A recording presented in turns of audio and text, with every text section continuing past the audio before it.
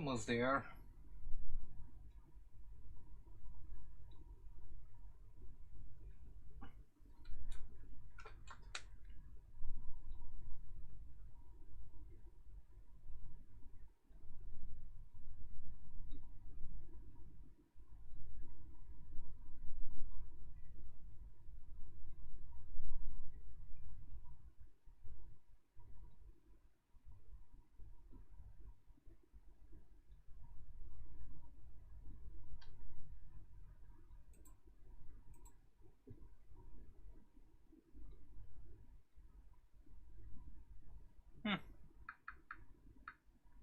Where's the damn chat? I need the damn chat open.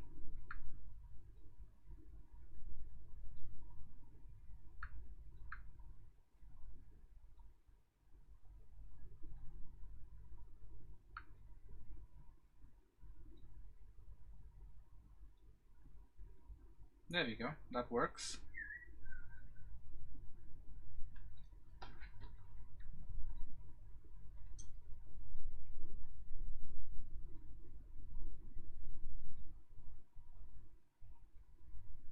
Got what I wanted.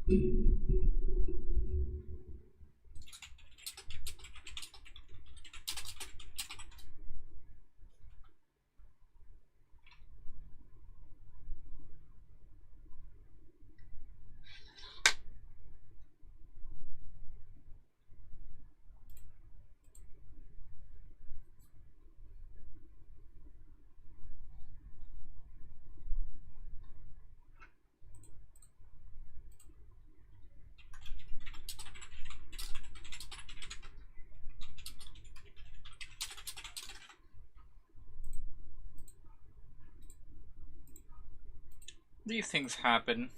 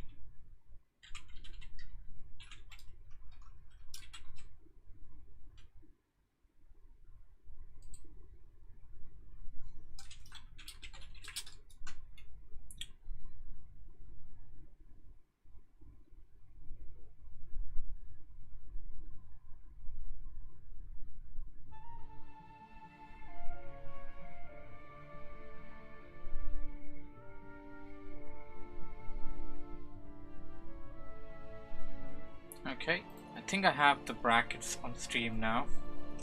Sorry for the long wait. The first game that we shall have will be Game by versus, I gotta get this name right, Scapper. Alright.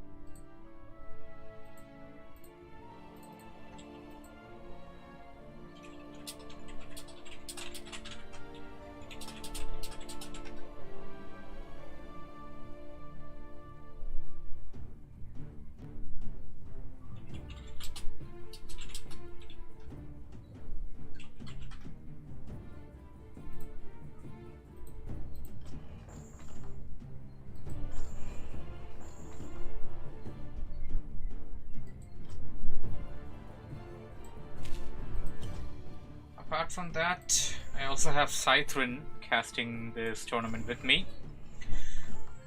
He should be going in for Valhalla versus Shades, which is actually in round 2. So they already have the game set. Apart from them, the others don't have it.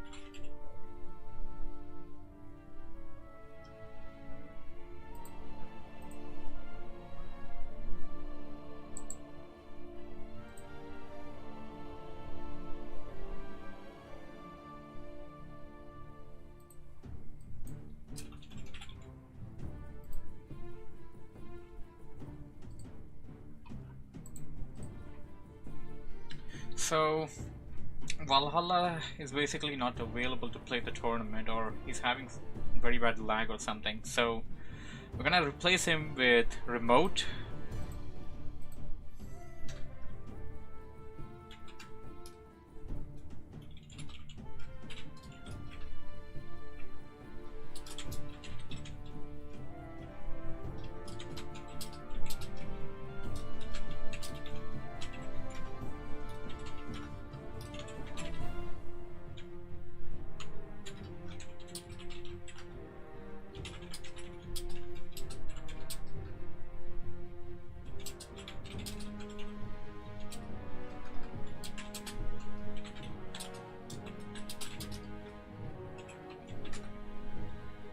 Okay, we got things going in, and oh, damn it, damn it, damn it!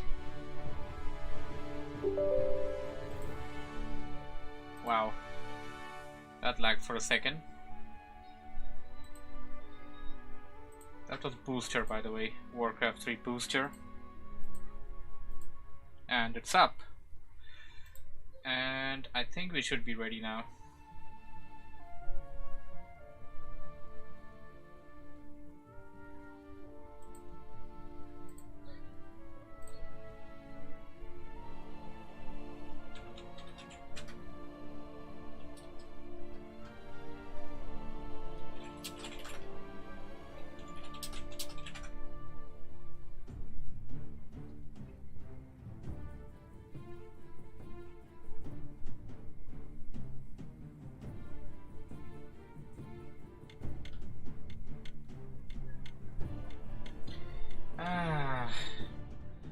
Streamlabs remote had to give in at the very last second. No problem. I'll just use it from here, which is a bit hassle-some, but it'll work out. Game has started, as you can hear.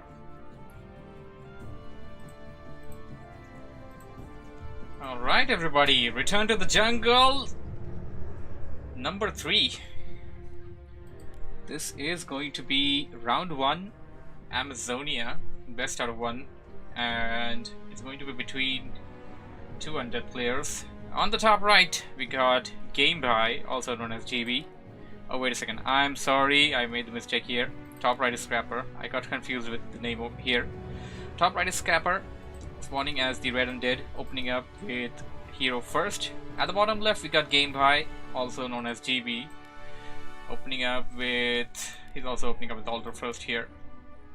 Orange versus red and Amazonia. And apart from that, for the viewers, Cithrin is also casting. Currently he will be casting a game in round 2, since we didn't have a full list of players. Some people get a bye for round 2. Death Knight coming in for Scapper, and GB will probably also make a Death Knight. Ziggurat is slightly delayed, of course. I think this is a Crypt build, or I was wrong, I guess, over there. This is Crypt first. Scout Acolyte for Scapper coming in. He's going to go and check over the base of GB. Death Knight now coming in for GB. 50% done here. This is undead versus undead, and on a map like this, Amazonia, see how it works out. I'm not really expecting anything too drastically different over here in this particular matchup, because, well, I know one of their playstyles at least. The other one seems to be opening up and going in for a pretty standard undead, no weird stuff going on over there. Let's see how it turns out, as the Scout Acolyte will stay here. It appears that it wants to know what hero GB is going for. That's exactly why it is here, though. Once it knows the hero, it can get the hell out of there. Of course, the Acolytes have some extra speed now. They got some extra speed with the latest patches, so they should be able to escape without much of a problem. We got the Death Knight of Scapper coming in.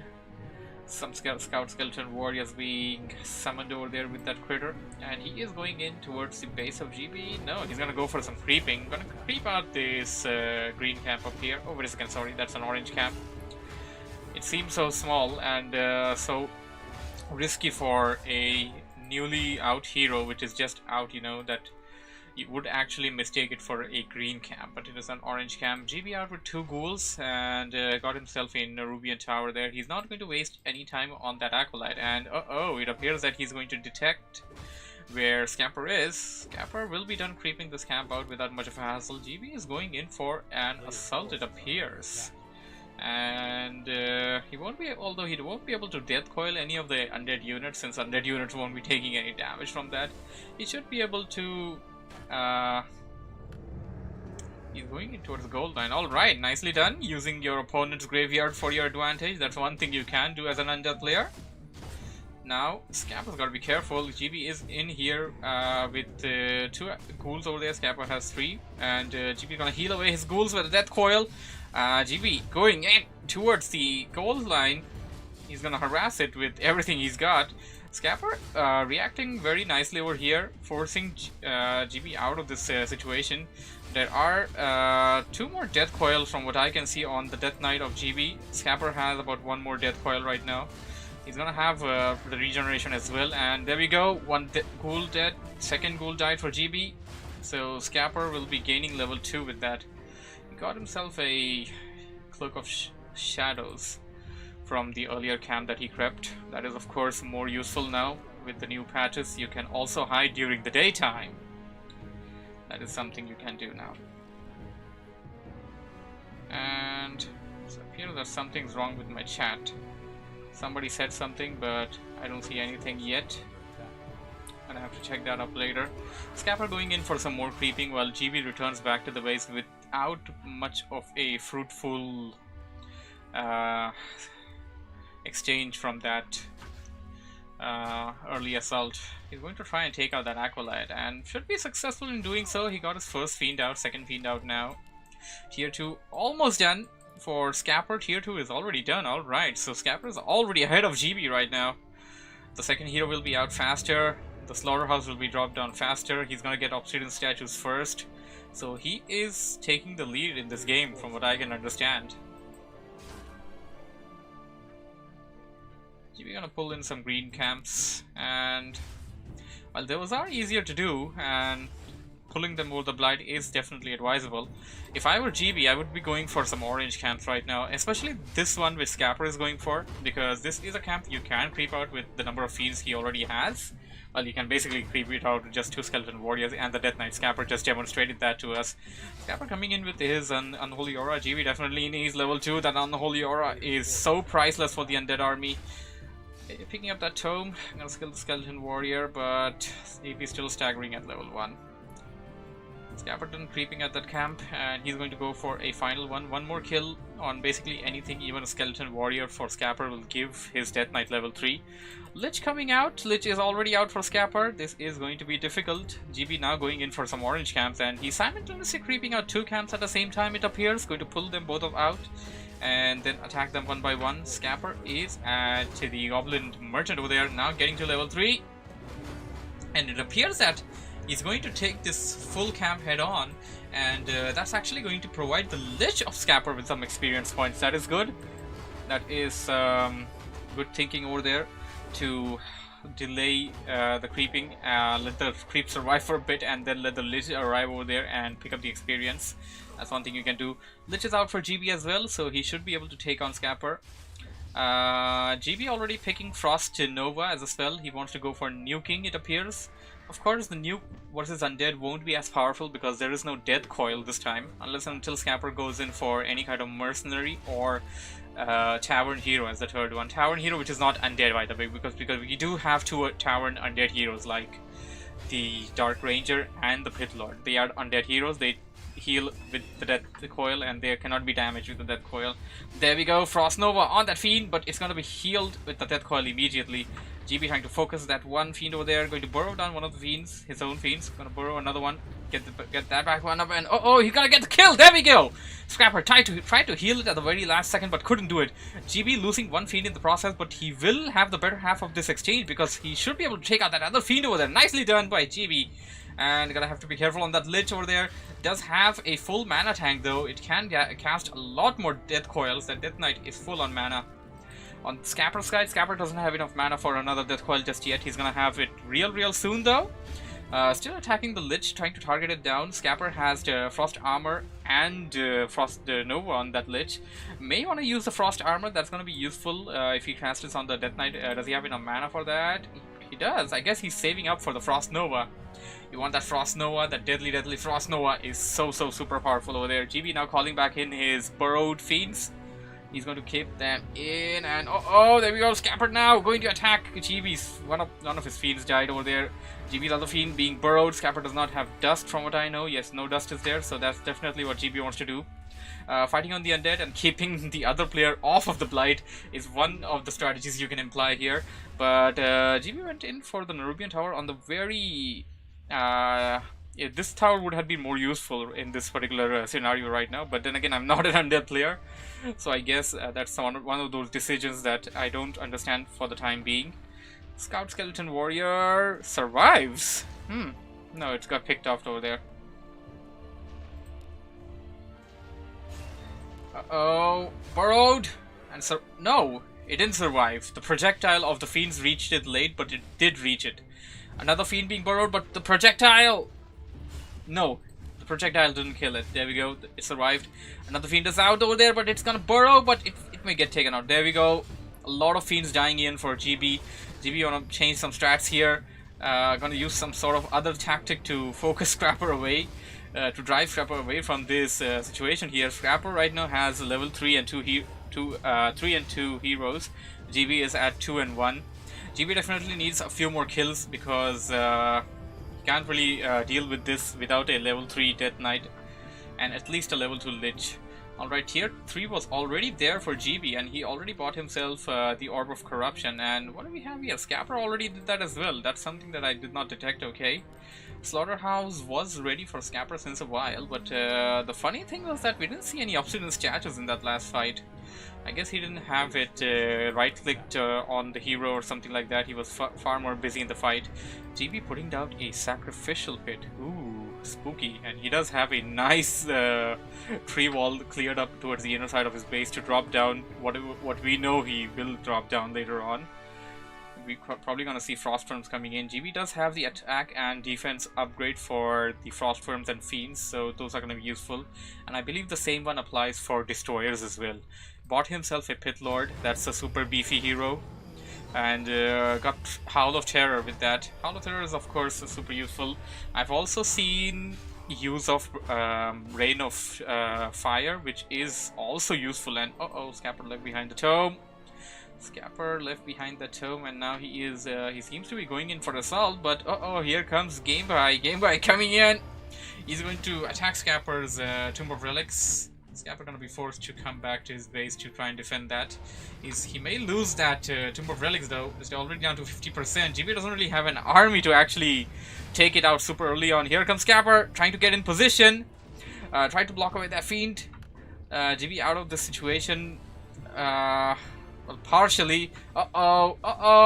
Nice, beautiful surround on that Pit Lord, and GB realizing that there is no way that he can save it. He came back to try and save it, but there was no way he could have saved it. The Pit Lord didn't have any heal or potion items, any teleportation items. There was nothing like that.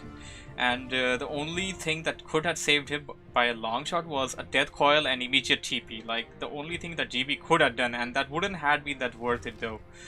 Currently, level 1 hero of course can be revived pretty fast. Scapper has a sentry ward right outside GB's base. That's of course going to also detect the burrowed fiends that burrow nearby that, so that's one disadvantage for GB. GB putting down a boneyard, we know what's coming, although he should have put it down at the backside of the base so that Scapper wouldn't know about, but Scapper knows about this now, and he should be going in for a sort of a counter. Currently he's sitting at a 45 food army, and it's capped at 50. He has not dropped down his 5th Ziggurat just yet. He bought his third hero though, sorry. That's gonna be Dark Ranger, so it's gonna be Dark Ranger versus Pit Lord in this scenario from what I see. Shade is out for GB, it's gonna go out. Maybe gonna try and find where Scapper is. Scapper, after creeping out a red camp, he got himself a Django of Endurance. Ancient Django of Endurance, so this is a pretty bad item, like, bad as in, it's dangerous. And it increases your movement speed and attack speed, and you already have the Unholy Aura, so that's super bad for GB. And this is what I said earlier, GB could have tried this one the last time, but he didn't really have a lot of units to take value out of that earlier. And this time he maybe should have left that Fiend behind. It could have been saved. So the Boneyard is ready and the Frostworms are coming in. Scapper probably should have some web upgrades done ready. Scapper has like 1k gold over there. What's he doing? Alright, he's gonna train a Fiend. He has crossed upkeep right now, by the way. Scapper just broke upkeep. GB is still at 43 food of an army. GB will have to cross upkeep anytime now. The thing is that if you're gonna go for Frostworms, they cost you a lot of food. If you really want to have a sustainable army with Frostworms and stuff, you're definitely gonna have to break upkeep there. Scapper doing everything he can to stop that Frostworm from spawning, and this is looking dangerous for GB. GB is pinned inside his base at this point, and he has not pulled in any acolytes to repair it. He doesn't have a 6th acolyte over there, and what the hell, GB just lost his Lich. This is looking really bad. He's gonna try and take out the Lich for Scapper, but they've got Death Coil to heal it. The Boneyard goes down before the Frostworm comes out, and this game is slipping out in the hands of GB. GB calls us GG. This is game, and Scapper advances to round 2 then.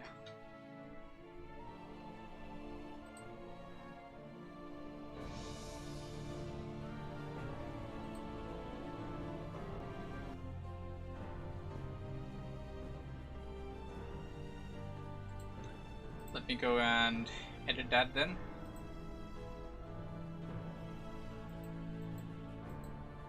Oh, wait a second, I didn't start this tournament yet. There we go, tournament started.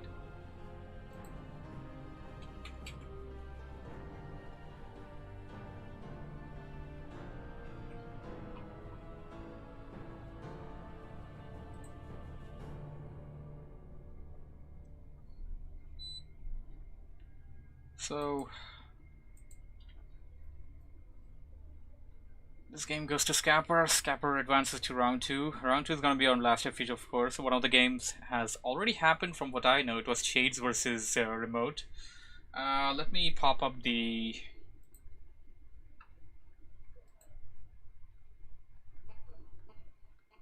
brackets so you guys can have a look at it.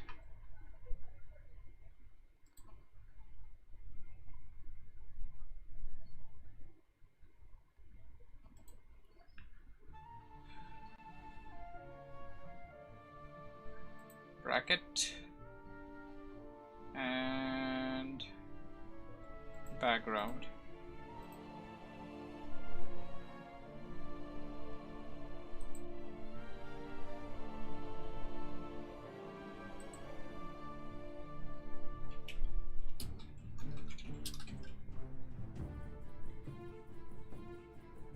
Okay, it appears a game between Shades and Remote is also finished. Shades has won that, so let's do this.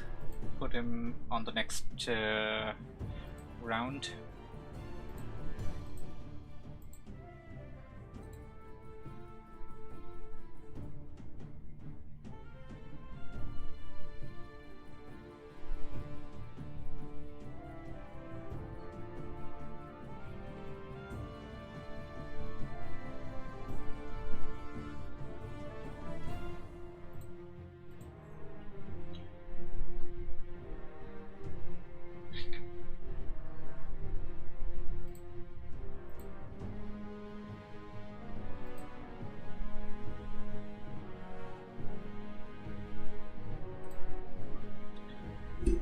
Again on Streamlabs is kind of painful, but it's the most convenient way I've found to do it, and it's faster. Clicking on the PC takes more time and the other one doesn't.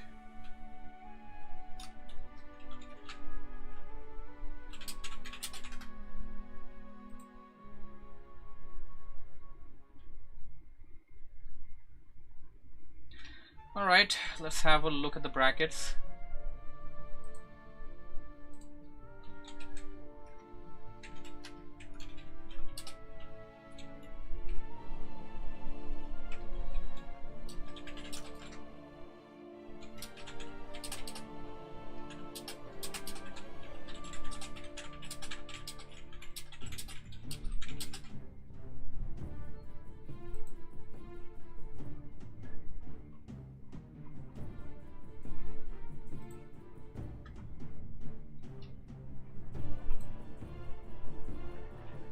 We got Hippo versus Lado.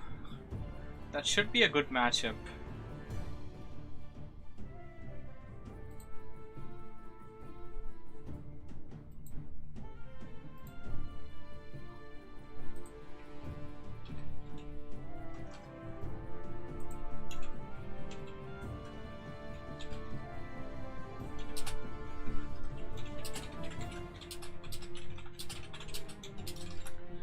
And that time of that tournament where people just go AFK and you don't know where they are. Looking at the brackets, currently Rhino or Hippo is located, Doda is located, Lado is nowhere to be seen, he hasn't responded yet from what I know. LBC A88, we don't know who that is. I couldn't find that tag anywhere on Gym, and apart from that I couldn't find it on the discussions tab either, where I have made it compulsory for the players to drop down their Battle.net tags, so they haven't done that. So we don't know what's going on over there. This player, and apart from that, the winner of LBCA and Fly Away or Flex Away is supposed to face NJA. NJA is here, but he doesn't have an opponent.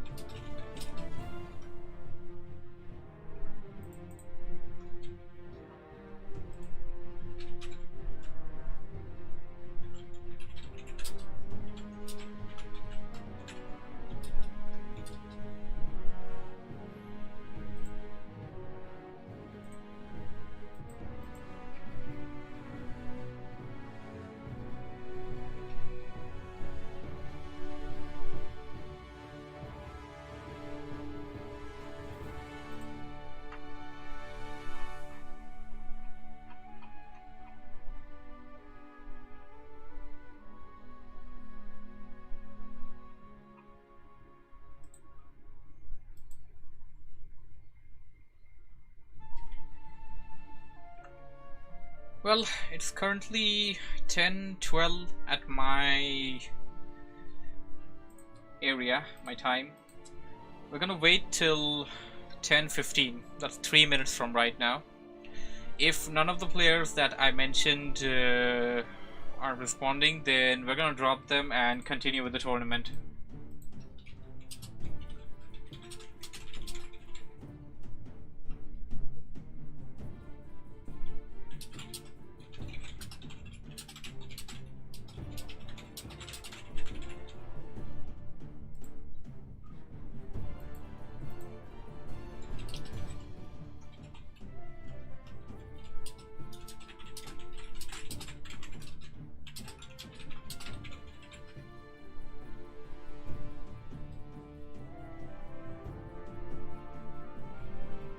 Okay, Lado responded.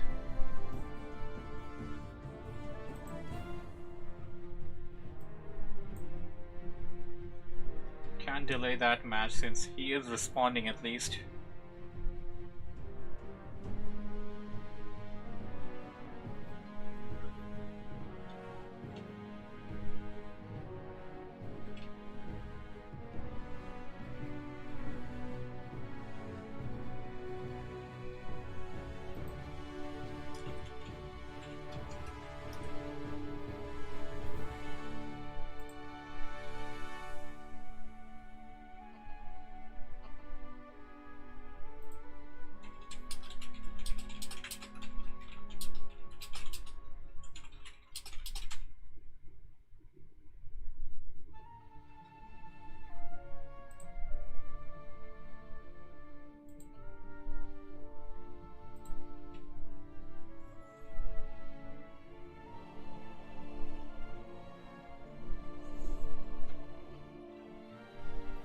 Devan Hossan, hey killer, how you doing?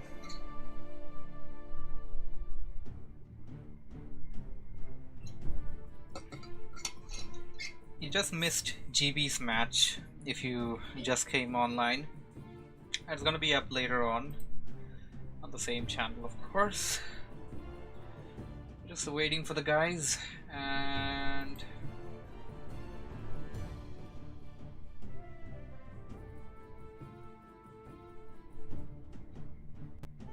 typo.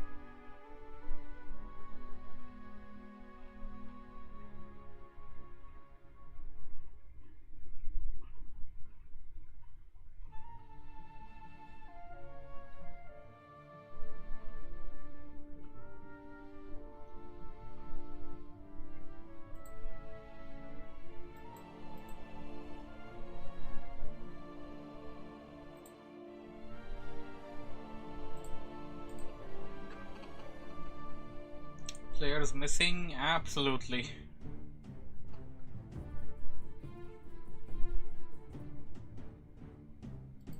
I wish I could get you on, killer.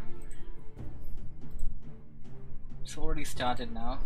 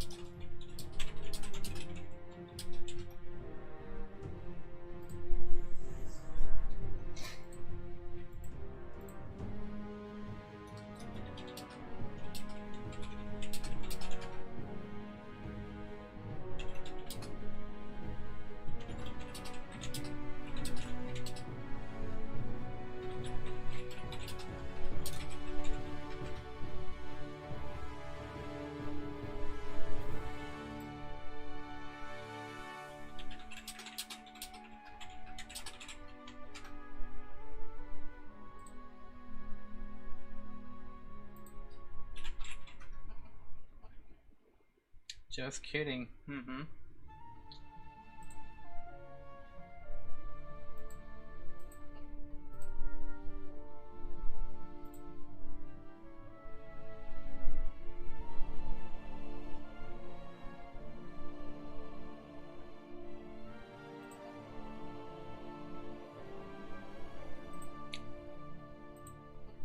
Weird that people do sign up, but completely forgot about that. I mean, doesn't it happen the first tournament?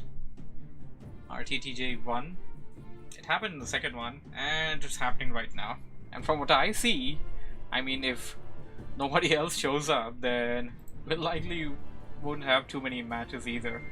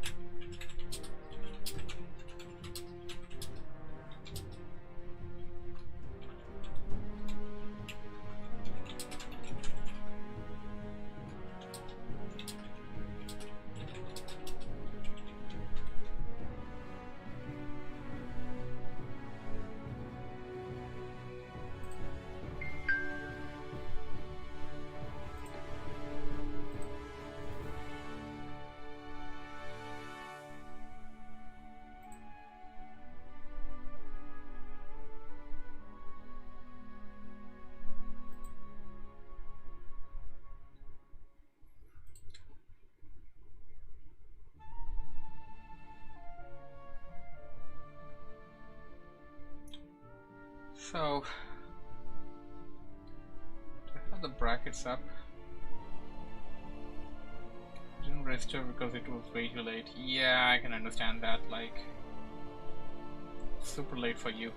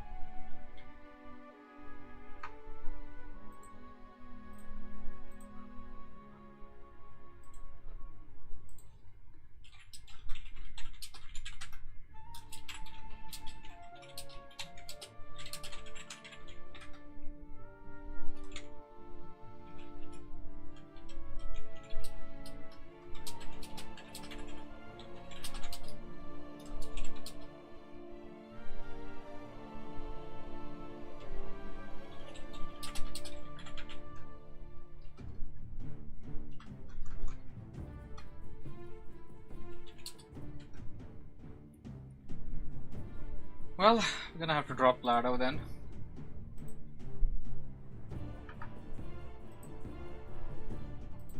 It's a shame. He's a pretty great player.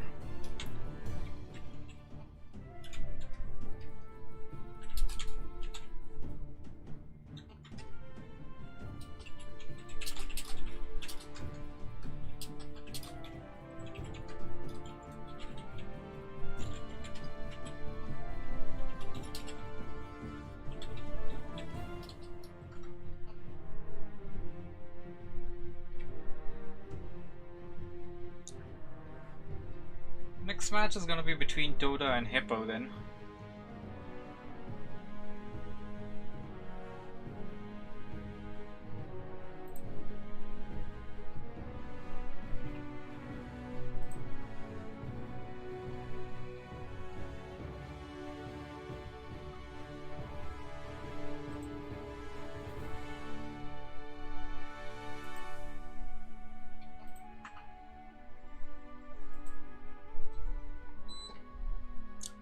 And thankfully, that's gonna be on EU. This should be a good matchup. Hippo has been the highlight of the past two tournaments. He managed to reach third place in both of them. Will this be his opportunity? Will this be the third time?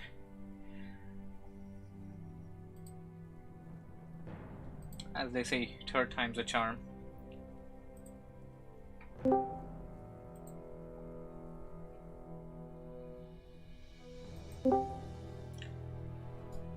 Hello. Hello, how's it going? I'm fine. How are you doing? Doing well.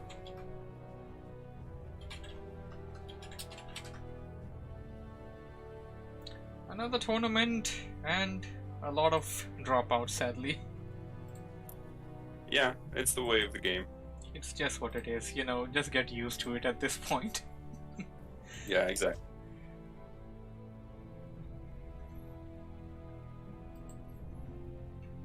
Alright, looks like we do have a game now. Rhino won.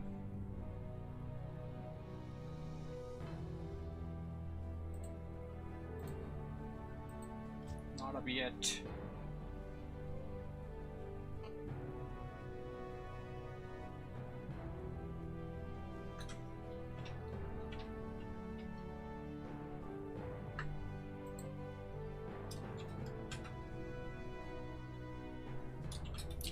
Alright, it is up. Oh, I've been looking for them on EU. Hold on, let me launch it on NA.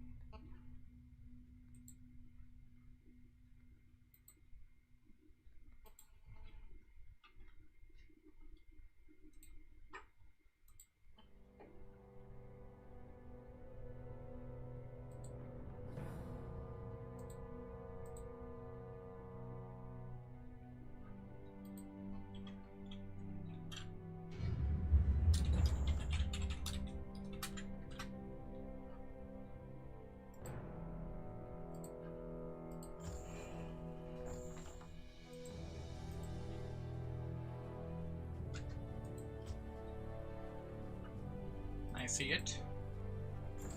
Yep.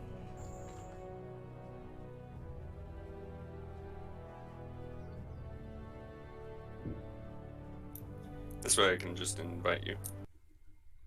Sounds good. If one of us gets in first or something.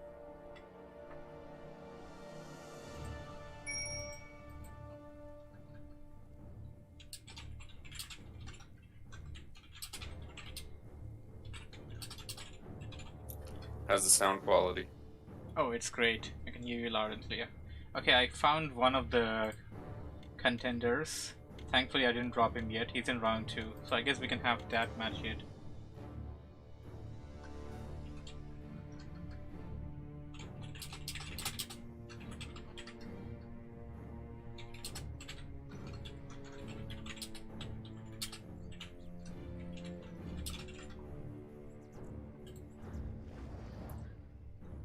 Alright people, so we got ourselves Dota vs Hippo from round 2. Map is going to be Last Refuge. It is a best out of 1. Yes sir, Dota starting in the bottom left in pink, and Hippo starting in the top right in blue. And Dota says, no tower rush please. Should there be a rule for that? No tower rush. I haven't seen tower rushes since a long time actually. Speaking of tower rushes, like that's like a day thing of the old now. Like that's something what Sky used to do, and I don't think humans do that a lot anymore. Do they? Anymore, it seems like I'm getting tower rushed by orcs, actually. And not humans, which is kind of weird. Of course, the advanced fortification that you get on tier 2, that's gotta help. Yeah. We got Archmage coming in for Hippo, and it's gonna be Demon Hunter for the Nidal player Dota. Dota going in for late AOW. That is a sort of a meta thing right now. Yeah, looks at this point to be like a Huntress push. Yeah, I'm gonna get the resources, round down Hunter's Hall, and then that stuff. And what do we have? Oh no, Fast Expo either. Okay, they're gonna have some sort of honor system or something. I don't know. Or just joking around. Humans can't win without Expo. What are you talking about, man? Sure they can. All they have to do is go to tier 2 right away, get fast rifles, and then immediate auto win. Especially against Huntresses. Oh, that Wiz seems to be trapped. Oh, it got out.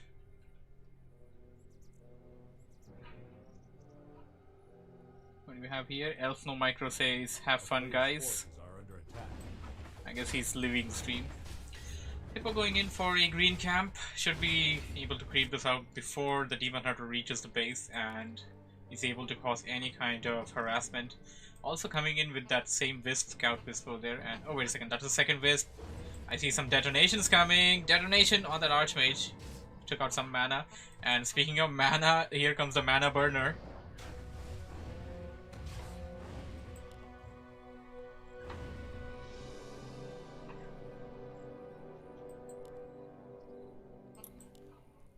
Kind of strange.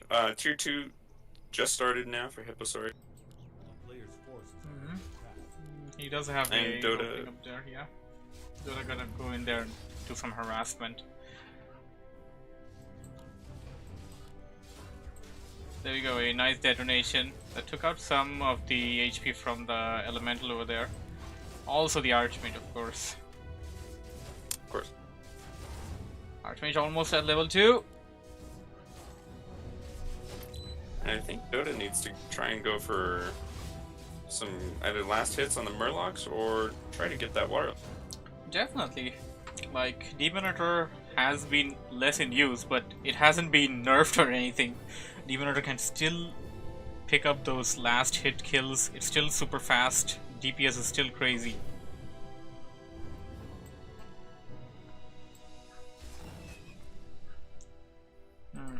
Hippo gonna kill a few poor critters there.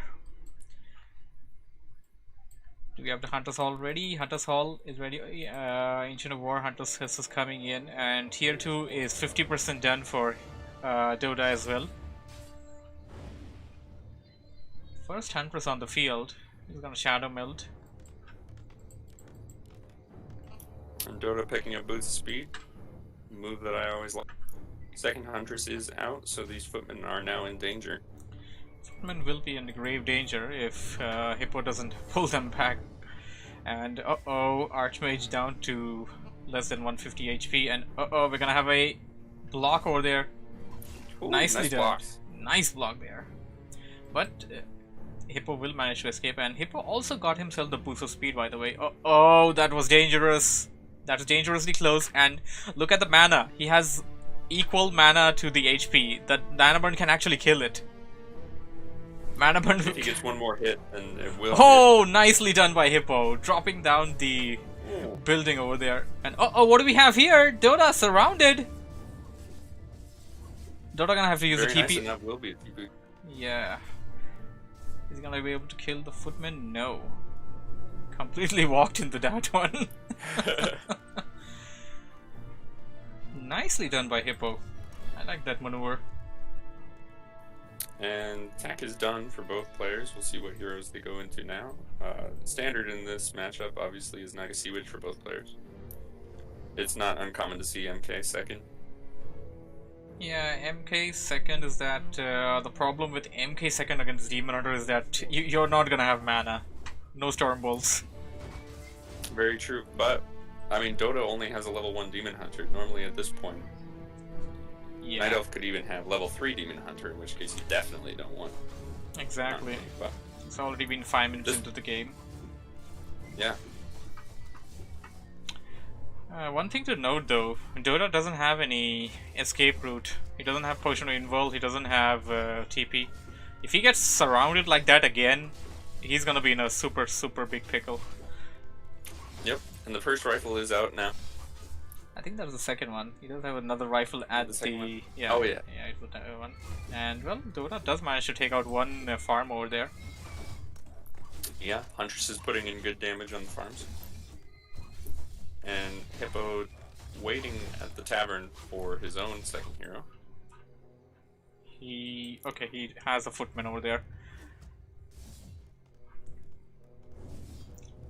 Can't really afford to Pretty good little lose. base round. Can't really afford to lose too many farms there. He did lose the item shop though. That's gonna hurt him a bit. Uh-oh, those militiamen are super away from the base. One of them may get picked off. Managed to get to safety in time. Arcane Sanctum is ready. First priested out. And what's the second hero? Naga Sea Witch, okay.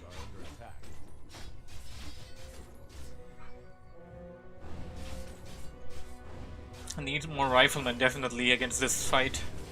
And both of them going for this cold arrow. And Archmage, Archmage! Mana burn will kill it. He had mana burn. Why didn't he do it? It wasn't on cooldown. I have booster on. It wasn't on cooldown. If he used mana burn, the Archmage was dead. Maybe he was afraid of getting trapped in the basic. Perhaps. Rather pressure situations, I guess. Like things can get really nasty when you're in a situation like that, and you don't know what to do. And this is the first kill for Dota now. His first pieces of experience. Both heroes sitting at 13 experience. Yeah, exactly. And I'm also a bit puzzled over there. Farms don't give experience.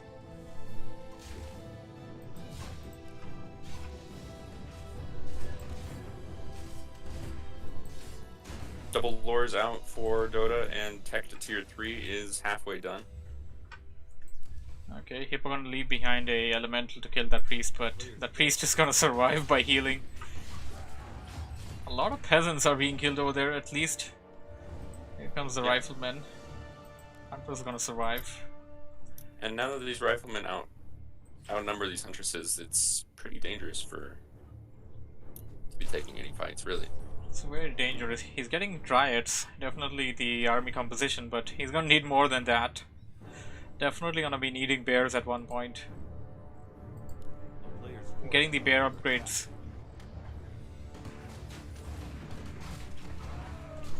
Level up. Nicely done. This would have happened earlier, by the way, if Hippo stayed on the Merc camp up there and took out the priest with one last shot. Yeah. Wand of Mana Steel, and the Archmage got it. And that's a great item for the human player at this point. Really good item. With only level 1 mana burns, burning 50 mana, Wand of Mana Stealing just gets it right back. Absolutely. And it also takes away more mana steal, more mana burn opportunities from the Demon Hunter. Uh-oh, what do we have here? Hippo is breaking the code! Hippo is breaking the code. He's making the pact. He's going in for the tower rush.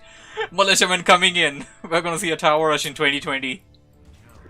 And this is what I was talking about. This tier 2 rifle push with the tower rush can do a lot of harm to And the first bear should be out now. Master training on the Druid Claw. So just waiting for the... Hippo just crossed upkeep, although that's just 2, but it does count as crossing upkeep. Less gold income, but he should be able to... He doesn't have a lot of gold actually. Can he actually sustain this tower push? He had less lumber. I mean, he does have enough army. He should be able to take out Doda's army with whatever he has right now, and his positioning is great right now. Doda is slowly but surely losing this battle here.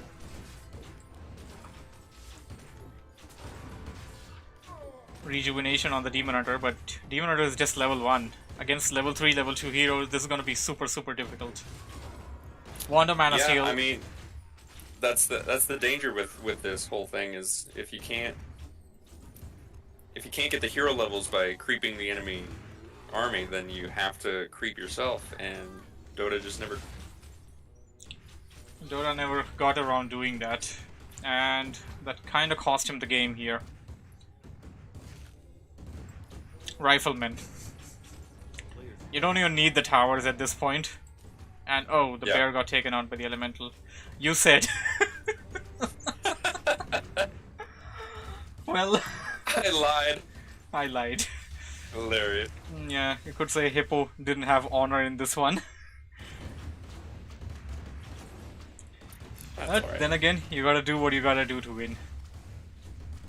And the style of massive aggression actually can work solidly if the human player decides to fast expo, because then usually there's more militia down, there's more peasants with. Absolutely.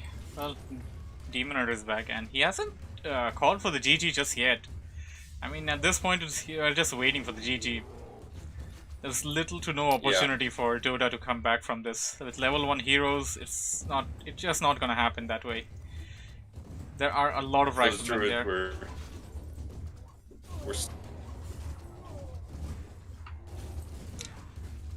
Demon Hunter down for the second time. To be GG. Yep.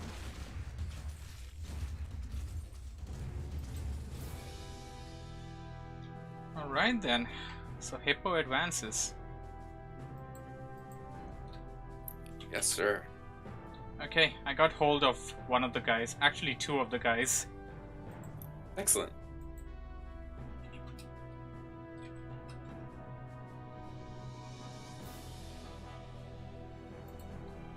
Okay, first let me update the leaderboards or brackets. Hippo reaches semi, and this is exactly where Hippo gets stuck. Will this be the end of the curse for him?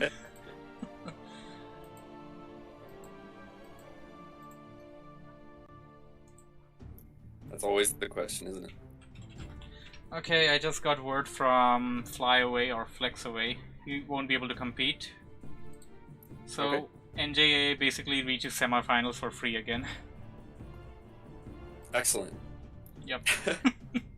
I wish I could reach the semifinals like that. Right. And then do we have Mino Micro? Yes, Mino Micro is available. Mino Micro versus Scapper is the next game that we're gonna play. Oh, wait a second. Wait a second. What do we have here?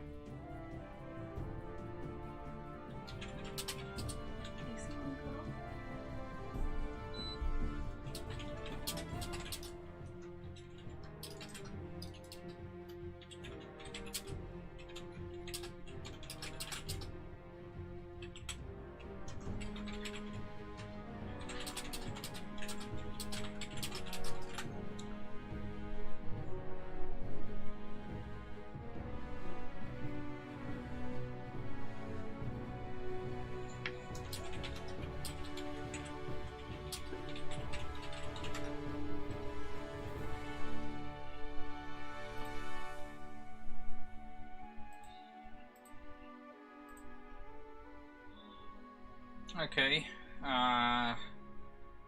Flyaway seems to be coming to the game. Oh, he is coming. Yeah, so we're gonna have a game between No Johnny Allowed and Flyaway. Excellent. And Mino, Micro, and Scapper. So pick one of them. You can have anyone you want. Okay, I'll take NJA. Okay, then you've cast NJA versus Fly Away. I'll be casting Mino, Micro versus Scapper then. Sounds good. And I'm gonna mute myself in Discord Just a second, let when me... the game is done. Okay, sure, that's fine. Let me get this guy in.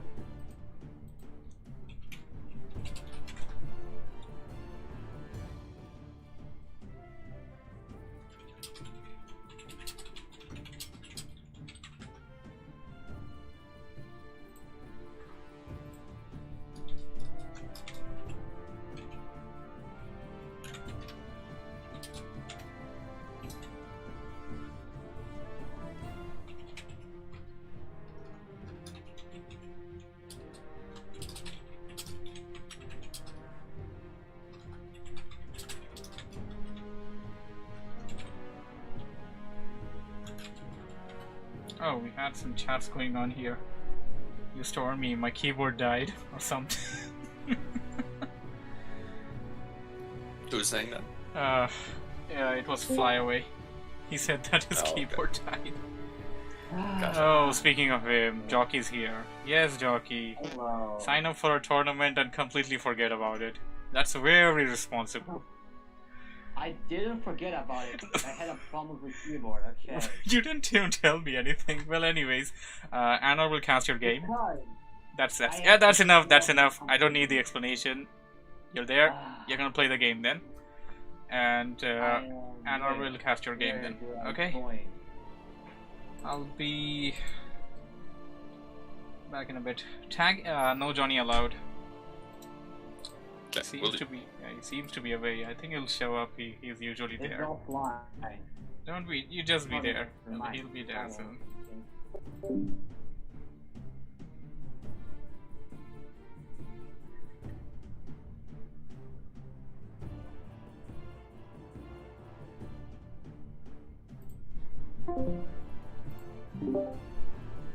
Alright, people. Next game is gonna be Scapper versus Mimo.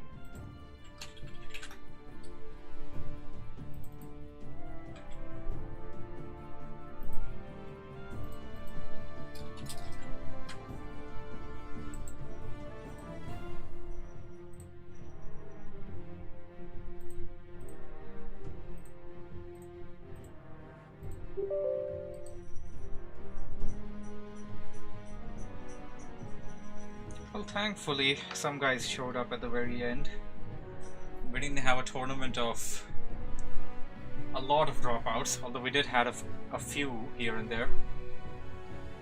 Technically, we only had 2 dropouts if Mimo and Jockey both showed up. Lado dropped out, and that other guy known as LBCA, which nobody knows who that is, dropped out.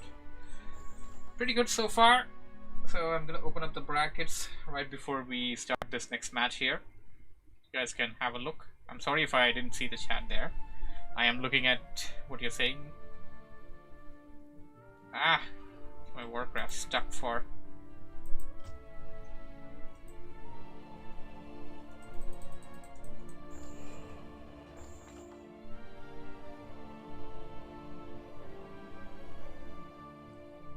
All games are on Last Refuge now, okay.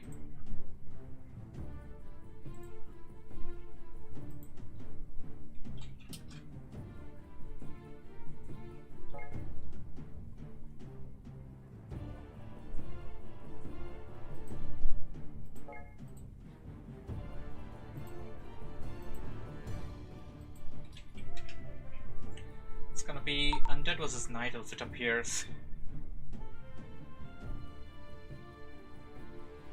Oh, thank you, Mino.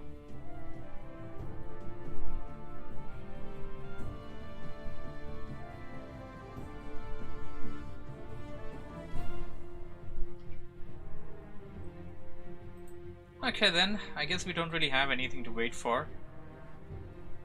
We should continue then.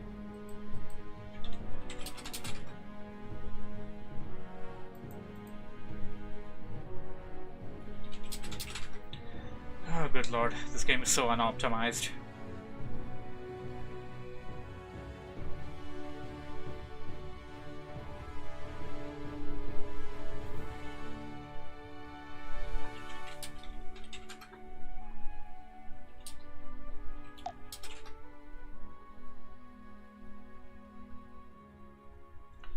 Alright, round 2, Scapper versus Mino Micro.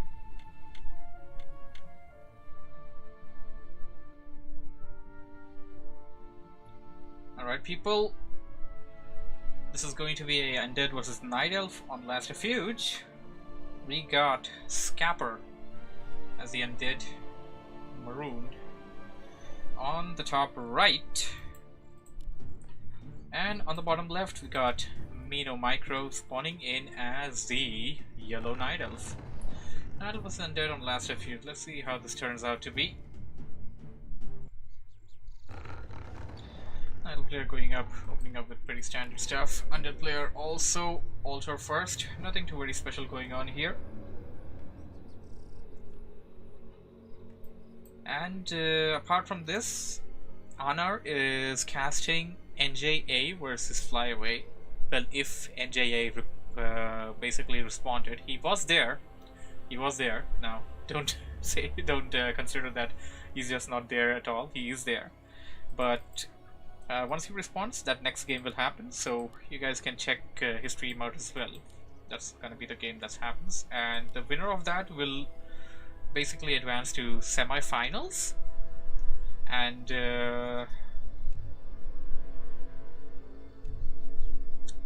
actually, I'm gonna have to have a look at the bracket again.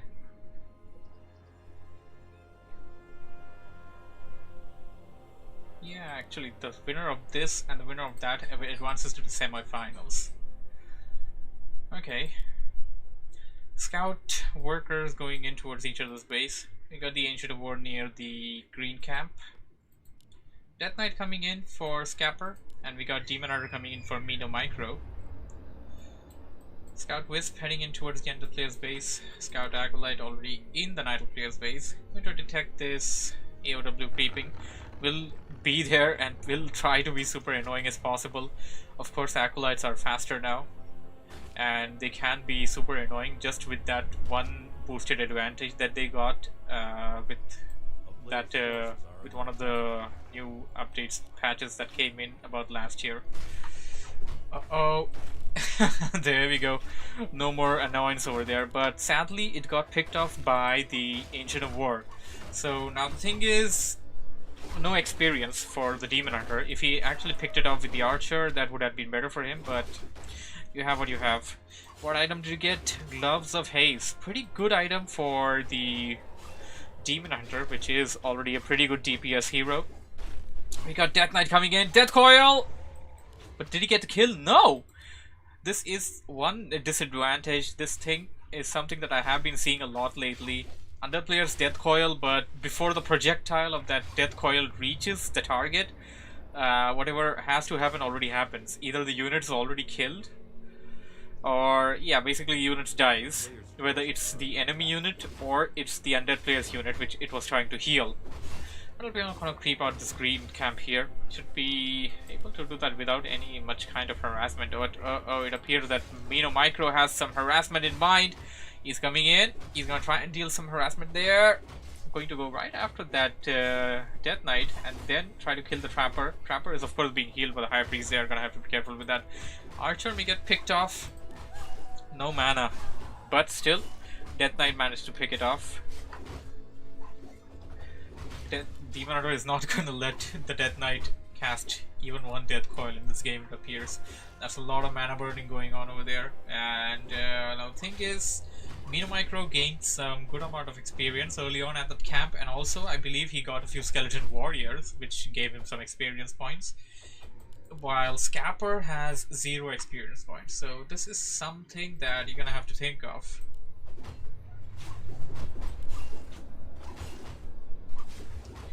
Scapper or Scaper. I guess you call him Scaper.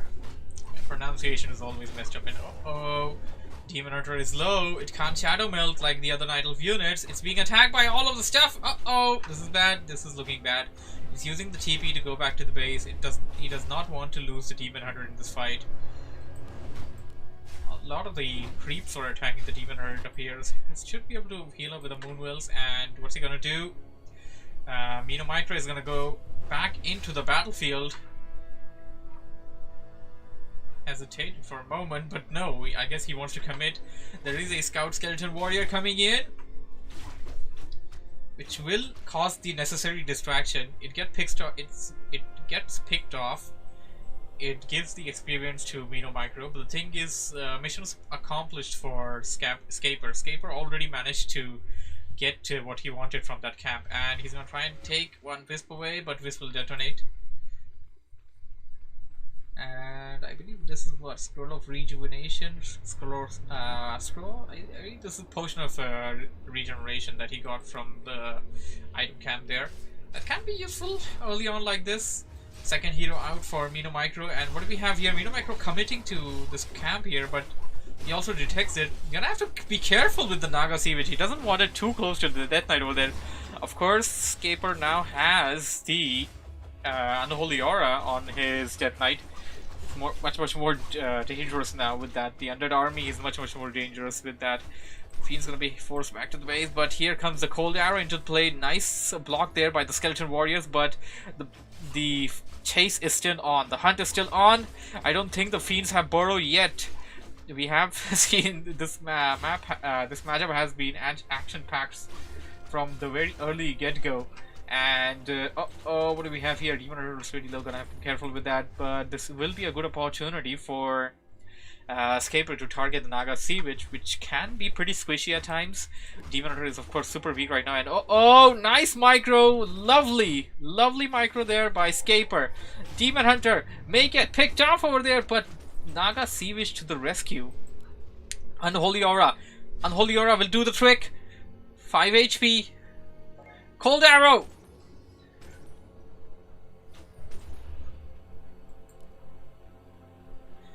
He couldn't take it out. Naga Sea Witch almost got surrounded over there. Uh-oh, this is looking bad. But Naga Sea Witch will manage to escape. No more mana for another Frost Nova or any kind of Death Coil, so there was no nuke left on the undead player at that point of time. Naga Sea Witch managed to escape, so now Mino will want to creep a bit more while Scaper is doing the same on the other side of the map. He wants to try and get his heroes to level up. Tier 3 is almost done here. Slaughterhouse is almost ready. Some Fiends coming out. We got Ancient Lords ready at the base of the Idol player, and Tree of Eternity is also coming, but it is pretty late as compared to the undead player. He's gonna be a bit late when it comes to getting them bears out, but he's gonna have to do that real quick. He can definitely train the bears in the meantime while the Tree of Eternity is coming up. He is training a lot of Dryads though. Dryads would be useful in slowing down the enemy units. Player's forces are under attack. Slaughterhouse, Fort Ziggurat, and basically waiting for the Slaughterhouse to be ready. Now gonna train some more statues perhaps. And he is at tier 3 right now. He can get for the Destroyer upgrade real soon.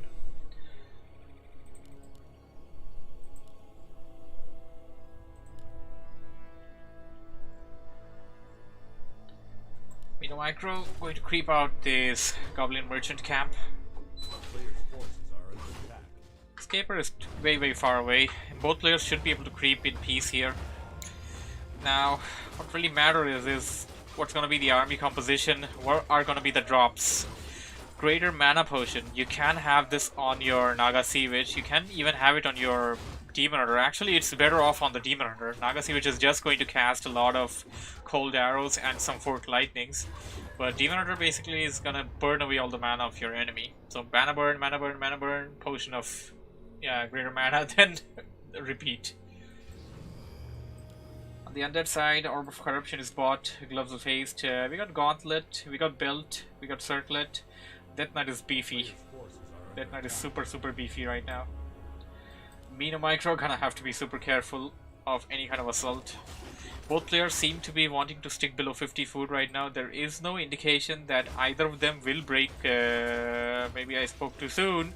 Mino Micro seems to be wanting to break upkeep, at least having that 6th or rather 5th Moonwell put on.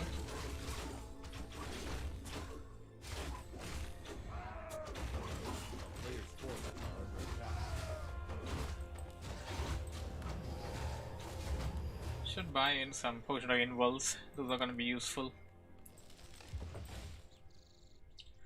We have been seeing Banshee play as well by Undead as of late, and what do we have here?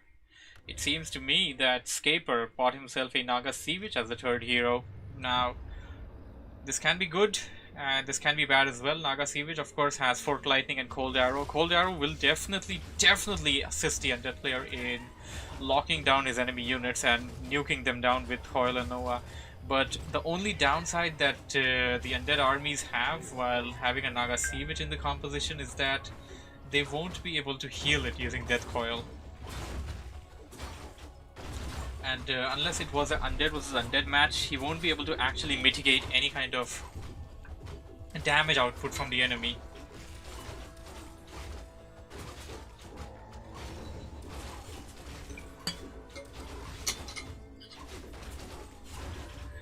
Mino Micro should be done creeping over here without much of a problem. Level 3 on the Demon Hunter, level 3 on the Naga Sea Witch as well. While on the Undead side, Undead player sent out a Scout Ghoul over there. It got picked up, but it did its duty. All it wanted to know was where Mino Micro was, what's he doing, and will the Undead player be able to creep in peace at that red camp over there, which he did. And right now we got a Undead army comprising of Fiends, Destroyers, level 3 Death Knight, level 3 Lich, and level 2 Naga Sea Witch, which is, by the way, using the Cold Arrow right now. It also got Forked Lightning, which, by the way, will add to the nuke. So I guess this can really work out well. And there we go, Death Coil to kill that archer. Picks it off. Gonna have to be careful. Mino Micro is in grave danger right now. Level 4 on the Death Knight. We're gonna have a stronger Unholy Aura coming in. Potion of Invulnerability coming in. A lot of bears being picked off. There goes a Forked Lightning from the Nidal player side. The Fiend's taking some damage. Uh-oh. The Demon Hunter is currently in a pickle over there. It is surrounded. It's under Potion of Invulnerability, but that's gonna wear off real soon. It wears off. Nuke coming in, and he managed to kill off the Demon Hunter, but it has an Ankh. Undead player, while keeping back to his base, managed to kill the Naga Sea Witch. Mino Micro could have backed it out if he wanted to. He could have been able to save it, but that's some last minute bad decision over there by Mino Micro. Although he got his Demon Hunter back with the Ankh over there. Now the thing is that he lost the majority of his bears there. He lost all of his bears technically. He lost a 2nd hero. Now, what's he gonna do to react to this? How is he gonna come back? While Scaper seems to be wanting to clear out his expansion, Scaper may even go for the expansion as well. He is currently sitting at 50 food. He can put down the expansion, and okay, he doesn't have any space for the 6th Acolyte. If he makes the 6th Acolyte, he's gonna break upkeep without expanding. So that's something that you want to consider while doing so. Okay, we have an engagement over here. Staff Preservation was used just a moment ago. I believe that was a bear. Yep, no, that was Dryad. Demon Hunter is being surrounded right now, blocked by the Death Knight. Death Coil, Frost Nova, deadly combination. Does have a potion of healing on that Demon Hunter. Should use it right now. Now, this is the things that I really don't like what players do. They leave the hero to, like, be alive till the very last moment. You don't want to do that. You want to use your when your hero is below 100, it is below 50, just use your potions.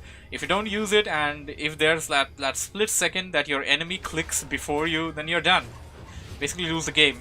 And he just used the potion over there, but he is falling down once again. This is not so looking good. Falling down on HP over there. Some abominations on the field, and Scaper seems to be getting ahead. Oh my goodness, Deadly Forked Lightning, and the Demon Hunter bites the dust. The bears are standing strong, but they're pretty low. They're gonna get picked off, and nerf duty, GG. Game goes to the Undead player.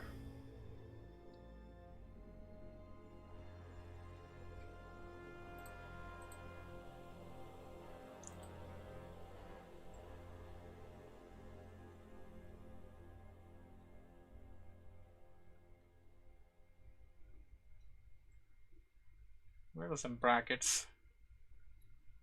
There's them brackets. Let me update the brackets then. Escaper advances.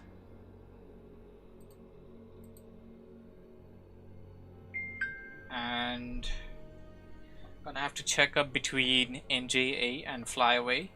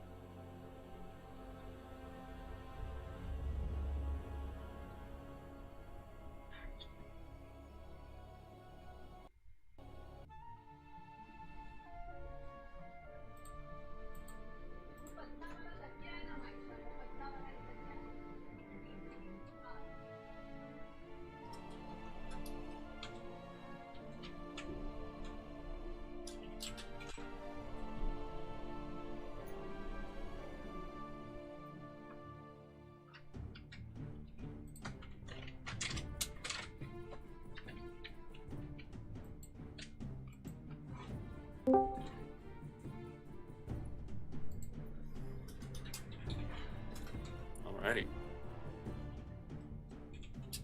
There's a strange game that I just witnessed. Strange game, you say? Well, I'm gonna have to look at that once you have it up on the gym channel then. So, when was the game disconnected? Like, was it towards sort of the end? Like, what would you call it? I can see that Jockey is already kind of giving up, and you also say that NJA would definitely win at that point. So, what do you call it? At the point that it did. You know, I can hear myself again, Jockey. Really?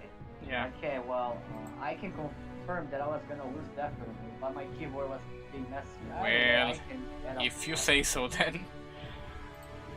Let's upgrade the brackets then. Give NJ the score once again, just like before. So, nice. We have reached the semi-finals. It's gonna be Hippo versus Shapes and NJA versus Scaper. So, Scyther, which one do you want?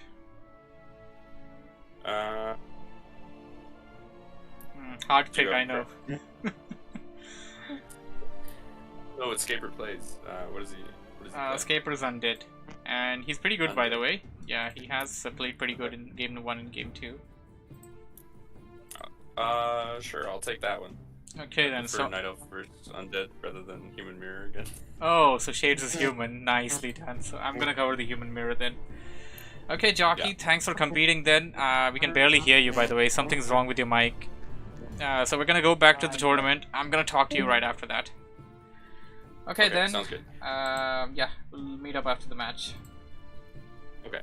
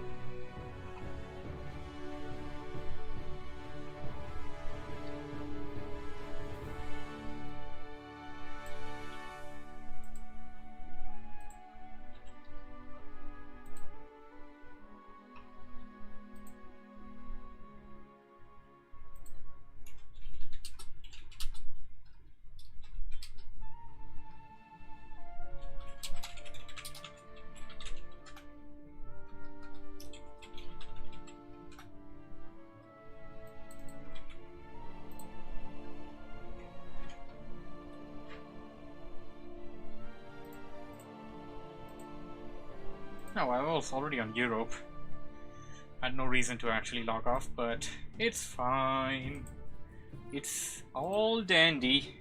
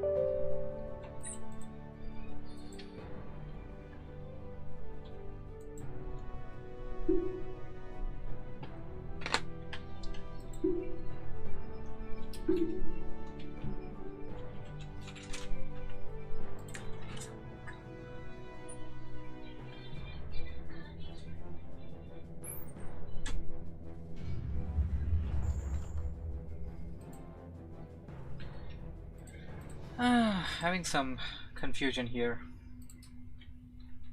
I guess they can't decide whether they want to. A lot of confusion, sorry.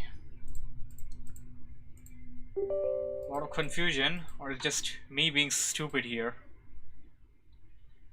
The first they said Americas, then they said EU, then they said Americas again, and then.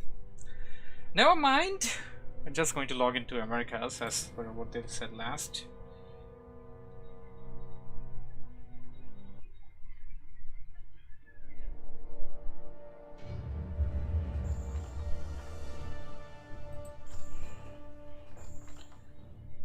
Game name is gonna be Rhino, he said. And there we go, it's Americas.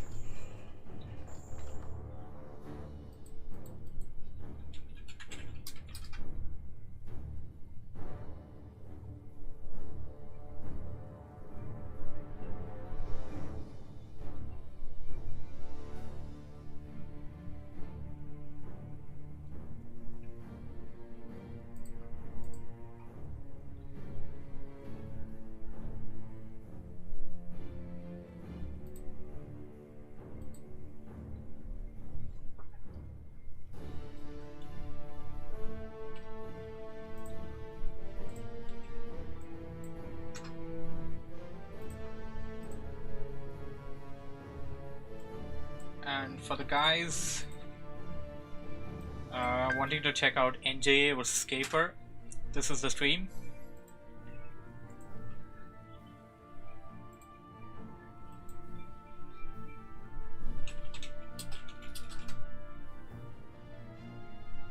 Shade seems to be unresponsive.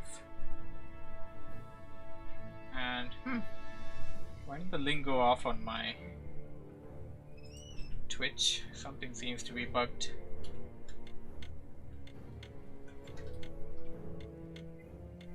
It still doesn't appear. That's funny. So anyways, the game has begun between Shades and Hippo.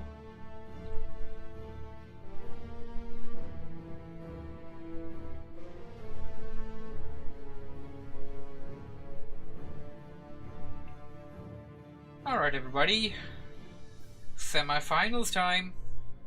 Return to the Jungle number 3, and this game is going to be between Shades, spawning as the purple human player on the top right, and he will be playing up against our double-time bronze champion Hippo, spawning as the yellow human at the bottom left. So we have a small story on this thing right here. Hippo managed to reach the semi-finals not once but twice in this tournament series. In Return to the Jungle number 1, he got to the semi-finals, got defeated, then won the bronze match. In the number 2, he did the same thing. So is the third time gonna be the charm for him? Is this gonna be Hippo's moment? Can he break the curse? Can he win the semi-finals and then go on to be champion? Let's find out. On this map, Concealed Hill. And yeah, Concealed Hill. So something I completely forgot to have a look at and mention. Semi-final is going to be played on Concealed Hill, and finals is, I believe, map number 1 is Echo Isle on finals. I'm going to put up the brackets later on and check that up. Archmage coming in for Shades on the top right, and Archmage coming in for Hippo as well. No Mountain King or Tavern Hero shenanigans, no Blood Mage. Both of them are super serious on this one, and they want to go to the finals. We got a pretty much walled off by Shades here. He may choose to open up on this side later on. It seems to be blocked at this point of time though. Nothing goes in, nothing comes out. While on the other hand, Hippo has an opening over here, and going in for a super wall base as well. Both players seem to be wanting to creep the orange camp first, and after that try to get their heroes to level 3 as soon as possible. Now things would change when tier 2 kicks in, and I want to see what heroes they go for. It's going to be interesting to see what heroes they go for at tier 2. It's going to be interesting to see whether they expand or not, what unit composition they may go for. Usually human versus humans ends up with things like casters versus casters, or breaker wars, or you want to know which guy attacks first or which guy stays in their enemy base for a longer time, because the longer you stay in your enemy base, the more number of peasant guilds you're gonna get by doing that. Of course, if you're not letting your own units die in that fight. So we got Hippo at level 1.8, and okay, both of them are on the same level, of course, because they crept out the same camp, and they seem to be following the same direction, the same creep pattern on their respective sides. We got some cheering going on by Governor here. Governor says, "Go Hippo, go!" And alright, so on the top, Shades just gonna pick up the item and then go in for an assault on Hippo's base. Hippo does have an opening here. Hippo putting down some towers there. Towers is definitely what he needs. He is going in tier 2, and uh-oh, this space is pretty exposed. He calls in the militiaman immediately. He is not too far away, leaves behind that Tomo, of course, to come back to the base. Now this is the point that I was talking about earlier. For human versus human, the longer you stay in your opponent's base, the more number of peasants killed you're gonna get. And Hippo is checking up right now, so whatever he loses, he's not gonna get that back anytime soon. He comes back in at the right time, and he should be able to focus away Shades from this situation. Shades now trying to target his hero. Hippo should do the same thing actually. He did get those footmen down to a somewhat low HP, but now finally trying to target the Archmage. The Archmage backed out momentarily. Oh, we got some going on here. Footman got picked up for Shades, and Shades now being forced to go back. Nice micro there by Hippo. Almost got a kill on that Footman there. Governor says nice micro by Hippo. Yes indeed, nice micro by Hippo indeed. And for the guys in the stream and the video, Governor, who is on the chat, is the current you could say standing champion, since he won Return to the Jungle number 2, and surround on that water elemental there.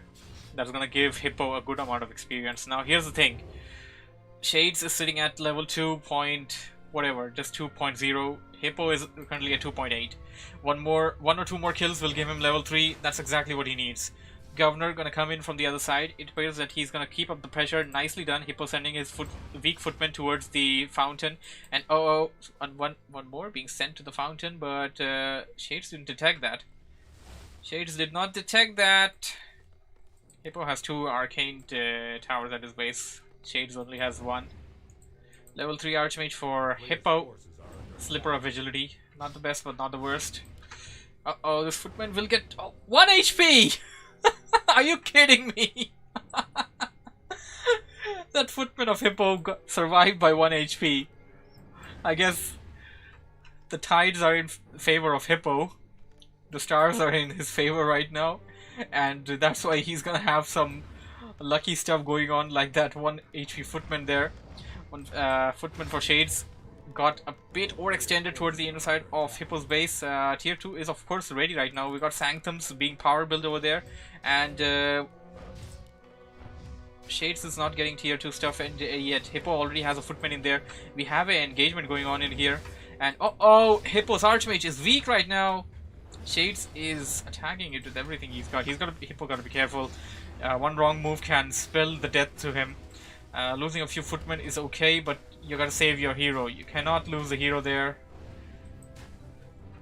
Down to 60 HP. He's gonna go towards the fountain. He should be able to heal with the fountain. MK is out! Mountain King to the rescue, to the base. He is going to fight with those elementals, and he is gonna try and take them footmen down. He does have enough mana for 2 more Stormbolts. Stormbolt on the Archmage, but he should be able to actually kill it. All he can do is pressure it away, but I would rather have chosen to go for the footman instead, because the footman would have been killed. Arcane Vault was being set up by Hippo, but that got cancelled. Now Hippo focusing on one of the elementals, finally launching his Stormbolt on that footman. He should be able to take this out without much of a problem. Footman for Shades also escaping with pretty low HP. Nice there, nice over there. Okay, what do we have here? Power of double arcane towers, man. That is some great amount of damage. You have to be careful with that. So Hippo finally managing to send Shades back to his base right now. Shade also has a Mountain King ready for himself. Also has those Arcane Sanctums ready. Getting the adapt training for priests, and that's going to give him Dispel. Dispel is of course going to be useful against the water elementals of your enemy player, and of course it can be later on used to dispel away some inner fire if Hippo chooses to go for that. We have been seeing inner fire play a lot as well as of late. It may very well be a thing. It appears that Hippo is only going to stick to footmen and priests over here, and from what I see on Shade's side, I think Shade is doing the same thing, but no, wait a second, Shade is going in for breakers. Now here's the thing about breakers, and okay, Hippo setting up an expansion up here. Completely missed that out. He did have peasants over there, that's something I did not mention, sorry. Going in for more creeps there, and Shades wants to set up an expansion for himself as well. What do we have here? Grand Shades Papa.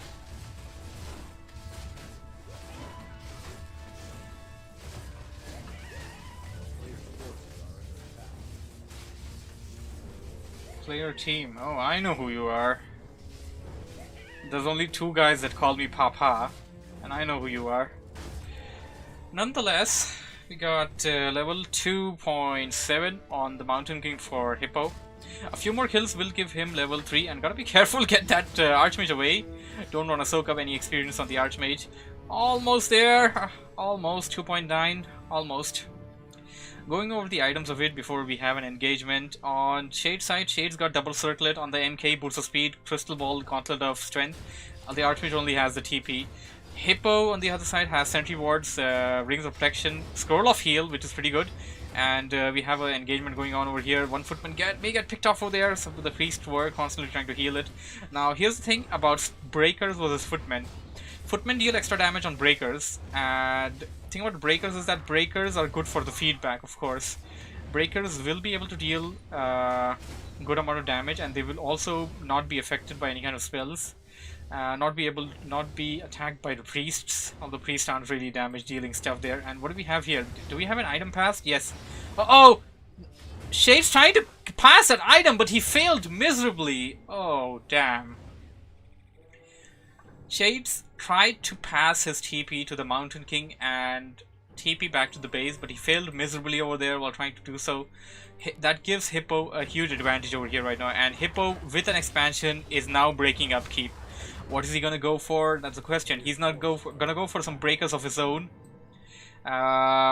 Could use a few more towers at the expansion, and probably want to upgrade that as well. You never know when your opponent chooses to attack you.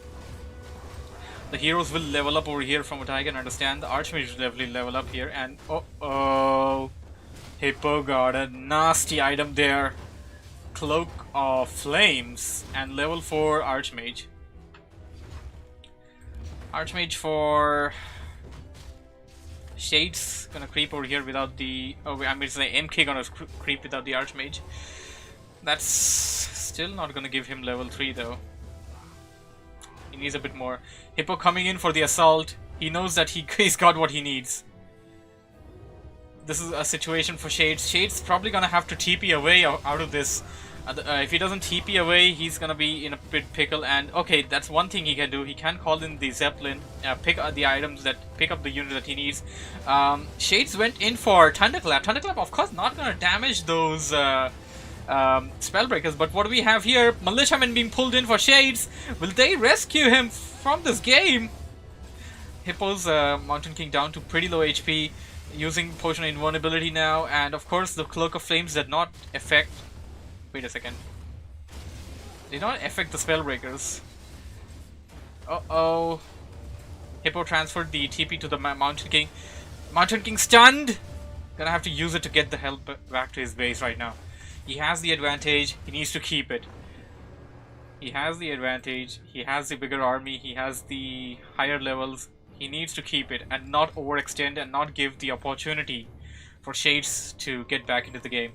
He is now putting down a blacksmith that is definitely going to be useful in getting some upgrades for your footmen and spellbreakers. Of course, if you get 2 attack upgrades for spellbreakers, they deal 20 damage on the command card here. So that's basically a lot of damage. Like you can, that's if you actually calculate that with feedback, that's a lot of damage. Spellbreakers, of course, deal feedback damage. Tower, which wasn't upgraded over here for Hippo, got taken out by Shades, and now Shades going to work on the peasants there. Priest over here, they try to dispel away the elementals. Hippo may want to get Hippo and Shades actually both may want to get Magic Steel. You can definitely use Magic Steel. That's a pretty good ability. Zeppelin Micro coming in over here by Shades, and he should be able to escape from this situation. Gonna have to lose his priests though. Gonna lose 2 priests in that fight, giving some free experience points to his opponent rather. Now here's the thing. He knows there's a Zeppelin. He knows that there's a very good chance that Shades is just going to come back, and Shades may even go to the main and try to harass the main. But no, Shades is gonna harass the expansion. Mountain King does have Thunderclap for Shades. He should use a Thunderclap right now actually. Thunderclap has a good range right now and can definitely take out a lot of those peasants there. So yes, somebody in the chat pointing out somebody is the current champion, by the way, Governor. 63 Fuda army versus 44. That pretty much says who is in the advantage. And what do we have here? I think I missed out something here. Shades was going in for an expansion up there from what I remember. When they did get cancelled. Or he's bringing the peasants back in. Uh-oh. Shades as Hippo's main went in for a pretty good Thunderclap. The MK is out of mana, but still has a Zeppelin over there to escape. And uh-oh, here comes Hippo with a TP. Zeppelin being targeted. Zeppelin is getting low. Shades should be able to escape. Shades turning direction. He shouldn't be doing that. This is risky. This is bad. This is really bad. Shade is stuck.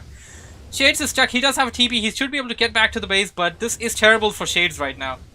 This could have been extremely catastrophic, but Shades somehow managing to get back to his base without losing a single unit from that situation. And he's now trying to set up some scout towers at the expansion and also fighting away that lone footman over there. MK doesn't have enough mana, of course, got feedback burned away. Now here's the thing, Hippo already has an army of 65. Shades is not gonna win this game, like, unless and until Hippo messes up big time. Hippo's gonna have to mess up super big time, and Shade's gonna have to take up that advantage. And what do we have here? The units are still under the effect of that dizziness. The dizziness, of course, that you get from falling down from the Zeppelin when the Zeppelin gets destroyed. And the towers are coming up. Towers will be ready real soon. Hippo may want to take them out right now. He should be able to take them out before they come up. And uh-oh, MK for Shades is surrounded. It does have potion. There we go, potion being used. MK for Hippo is in the army over there for Shades, and that is dealing constant damage to those priests. A lot of feedback going on. Breaker wars, as I said. Peasants, militiamen being pulled in, and both of the arcane towers attacking the Mountain King. Mountain King, and they changed targets. They're attacking the Archmage now. Archmage can't afford to take that damage. Mountain King cannot. Mountain King has the storm bolts and stuff. This is looking bad for Shades.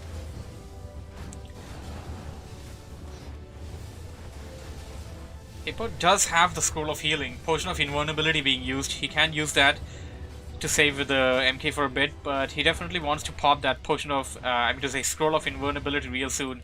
And you gotta save your Spellbreakers. Has some attack and defense upgrades on them. Definitely is in a better spot than Shades right now, and this is slowly but surely going into the hands of Hippo, and Shade needs a miracle right now to get back into the game. And yes, magic steal. There we go. We got some magic steal coming in. GGWP by Shades. Hippo advances to the finals.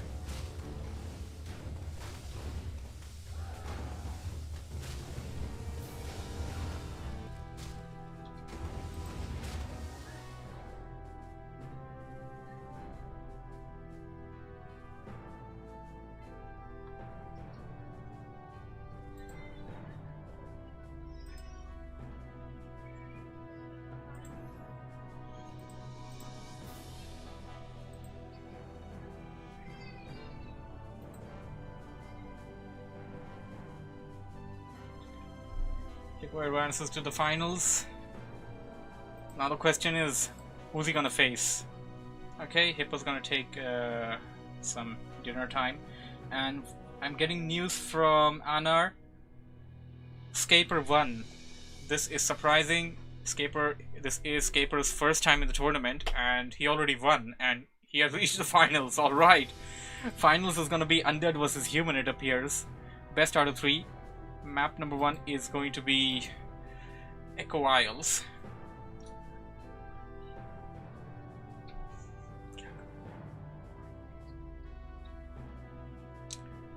Now I have to take some time off. Give me a moment.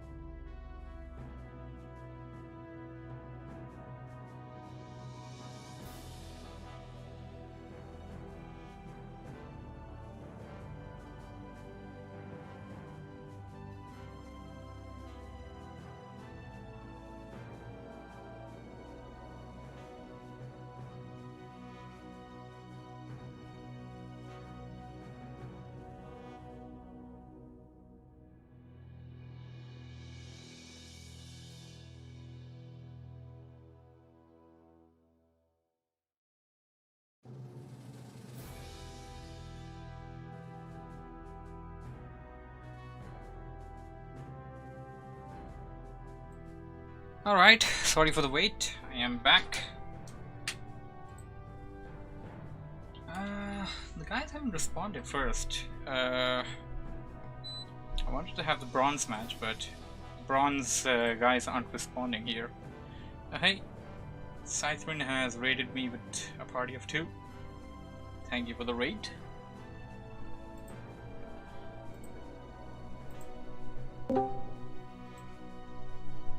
Yo man, we were having a hell of a tournament. Something that started off with basically I thought the people would just not show up or something.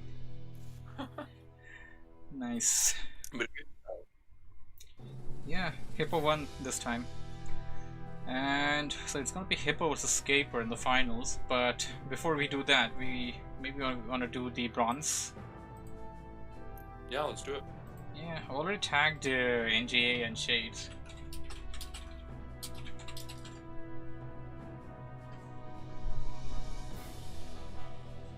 If they're not there, I guess we can go ahead with... I mean, it's not really the best method, but... Okay, Shade says he's ready. Rhino did say that he needs some time off, so... Yeah. Yeah.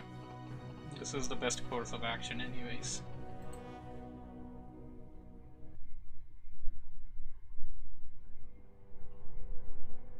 What map it is on?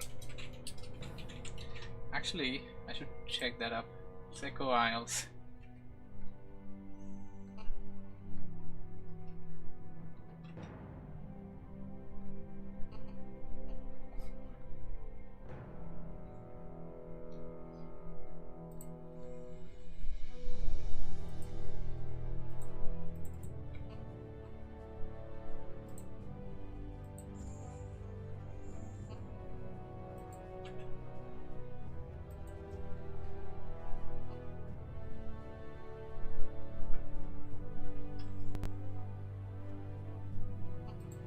Well, Shades is hosting it.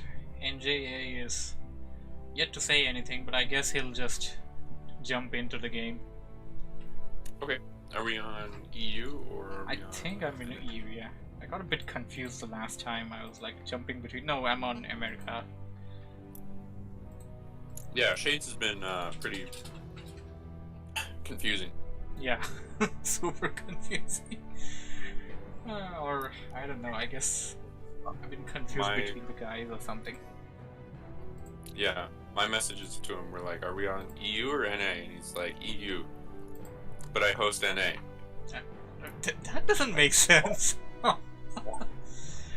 Unless until what he means is they're both on EU, but he still wants to host on NA.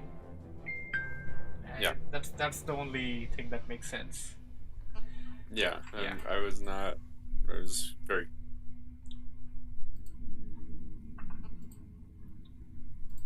So far, so good. And the game is up. I'm in it now. Okay.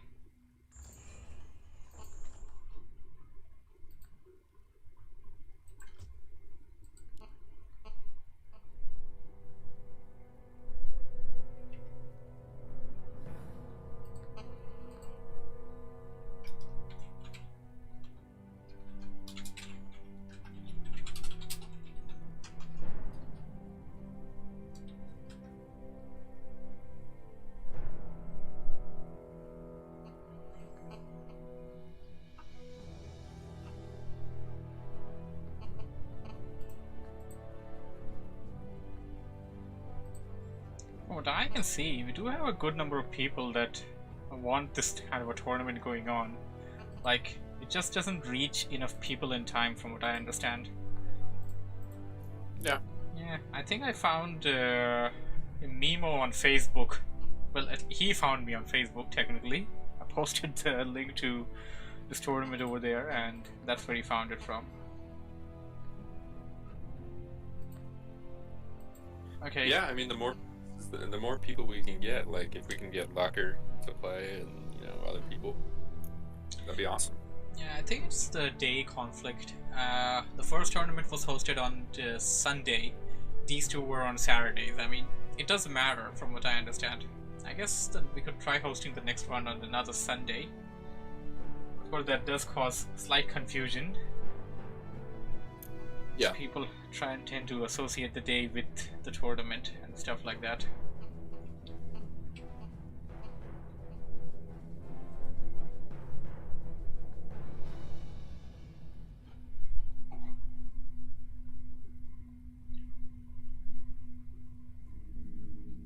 Okay, seems like the players are ready.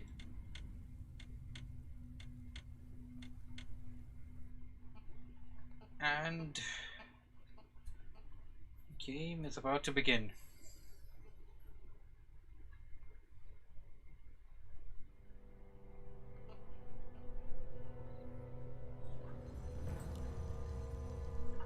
We got Rukyo or NJA, no Johnny allowed, spawning as the TL Nidal at the left hand side of this map. He will be playing up against Shades, spawning as the purple human on the right hand side of the map. This is of course Echo Isle, and this is the bronze match. Yes, sir. And it looks like Rukio is going to be heading down to the Merc camp to put down its Ancient War. Probably. You have this new location here where you can put down the AOW, and we're having some talks here. Does NJ have some ping problems? Nope. Shade just says, have fun. 250. Yeah. That's a little...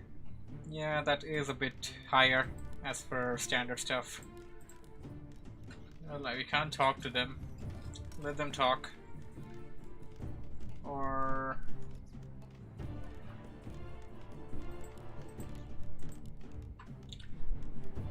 Nah, they're still talking.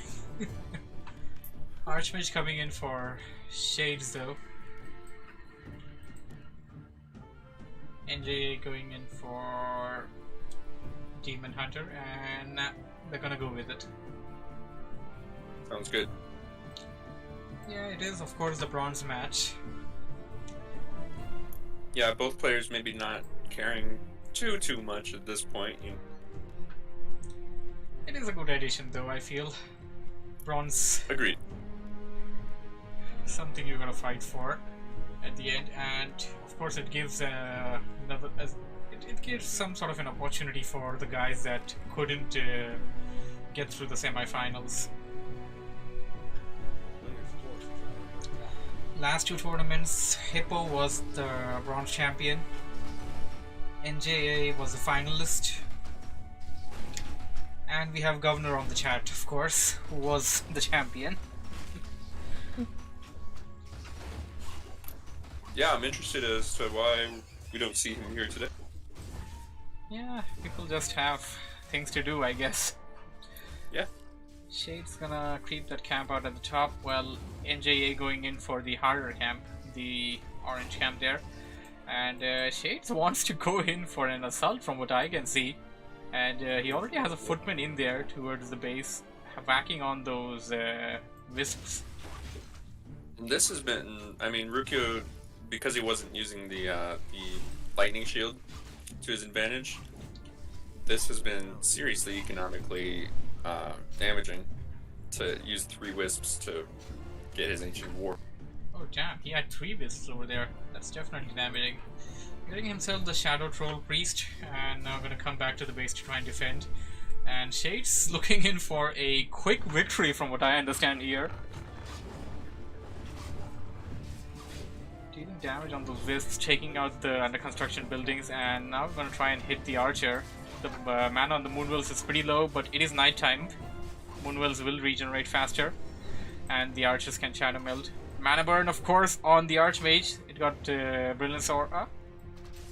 Yeah, and Shade's actually at the same time doing that militia camp. Nice little addition there. Absolutely, things you can do as a human player, and of course, pretty good multi-management there. Multitasking skills.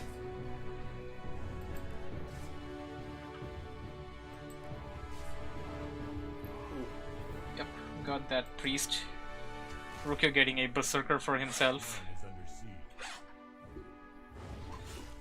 Shade's going in for more wisps. This is definitely gonna hurt Rukyo a lot here. You don't have wisps, you don't have lumber. You don't have lumber, you can't get to tier 2, you can't get your second hero and stuff. While if you look at Shades, Shades is already halfway through tier 2, and by the way, Nidal players are supposed to reach tier 2 first. Yeah, exactly. At this point, yeah, the blacksmith is going down. I wouldn't be surprised to see a tier 2 rifle tower push. I guess that could be a thing. That is something what Hippo went for, of course. Another player over there. And okay, Governor saying something on the chat. I've not been around enough for the whole thing, sadly. Just got back 30 minutes ago. You guys are doing great job though. Keep it up. Thank you, man. Appreciate it. Appreciate it. Thank you for joining us. Here's the thing. Shades ends up basically losing, I guess, max 2 footmen, but he hurt NJA like a lot. NJA's timing, NJA's checking, everything is messed up right now, and currently he is done with tier 2. He's gonna get his second hero out, and in a situation like this, a tavern hero will definitely be a super advantage for the human player. He can go to the tavern, get himself the tavern hero, and push in with. Yeah, he's going for the tower push. He's doing it. Yeah. NJA using crystal ball. Okay. NJA use a crystal ball. He knows what's coming. And what do we have here? Shade is actually attacking this camp in the middle here. He wants level 3 on the Archmage, it appears. He still easily could walk straight from here to the base and set up. Absolutely. Just with level. Absolutely. Level 3 would definitely be more helpful. I mean, Rukio at this point, he's mining lumber with 6 wisps, my apologies, which is super inefficient at this point. And he's not even going to have enough to set up double lores and get a hero, so he's going to have to choose between lores or a hero. If I was Shades, I would definitely pick up a towered hero now.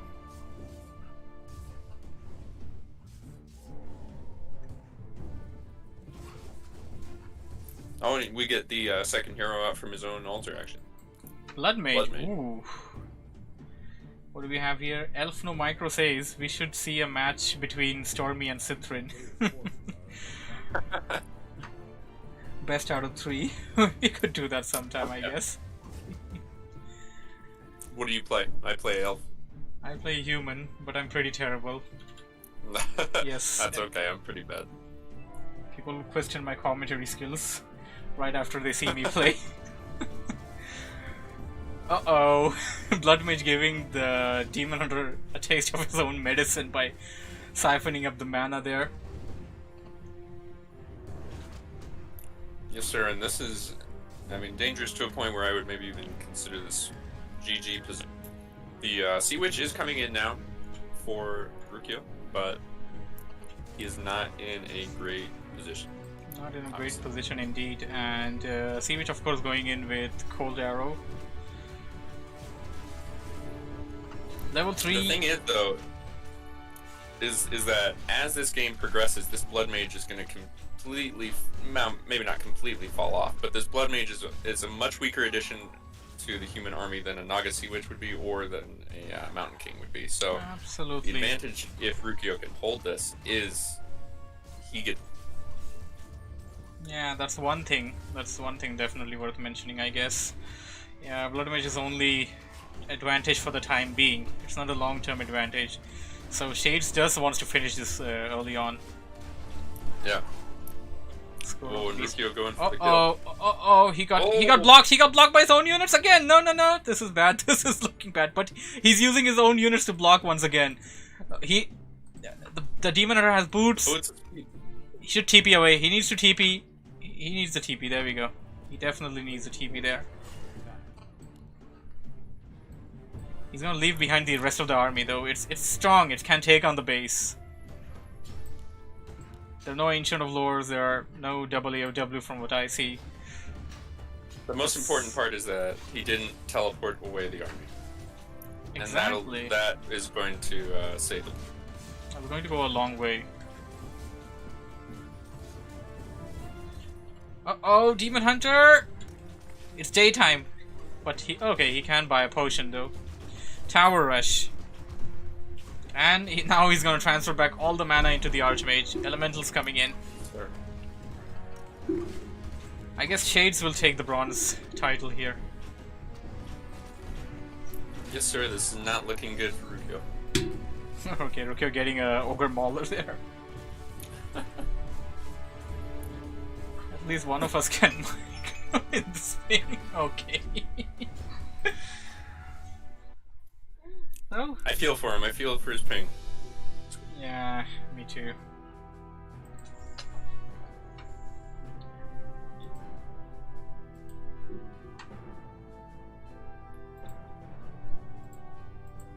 So, bronze title goes to Shades this time.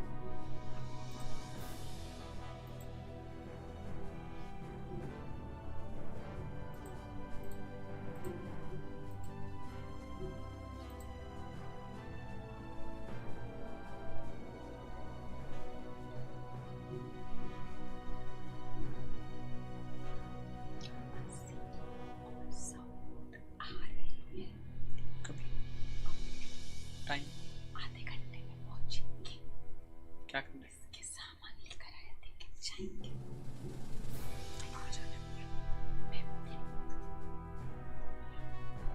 इसका cake काटना है।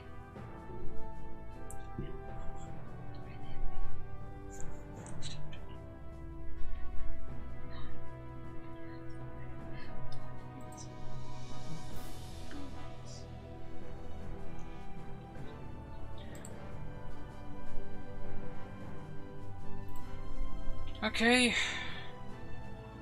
brackets have been updated.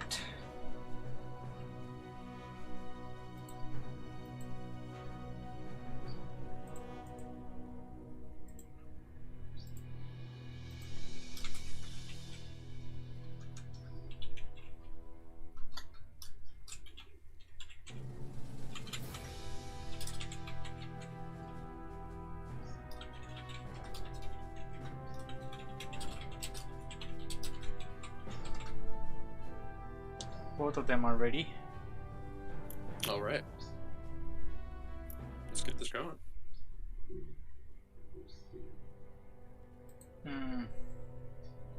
NEA. I don't think there's an NEA anymore. Or was there an NEA to begin with?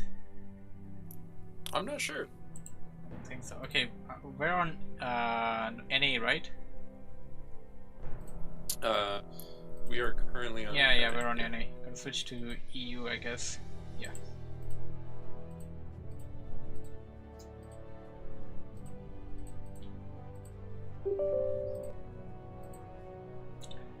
Jungle final.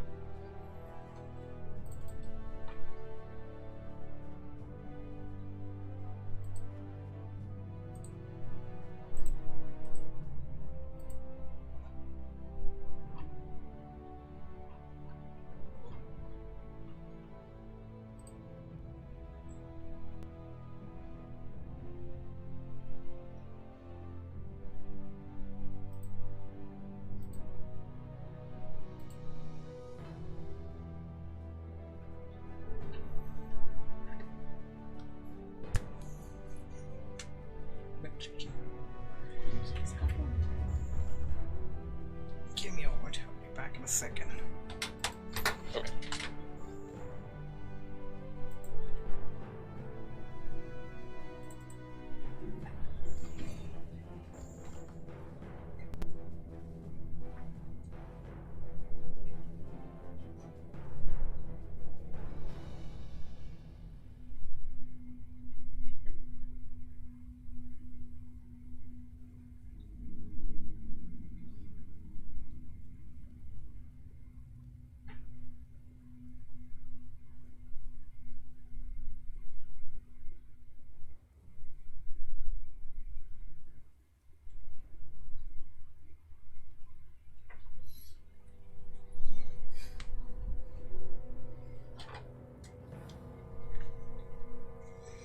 Okay, I'm here. Sorry for that.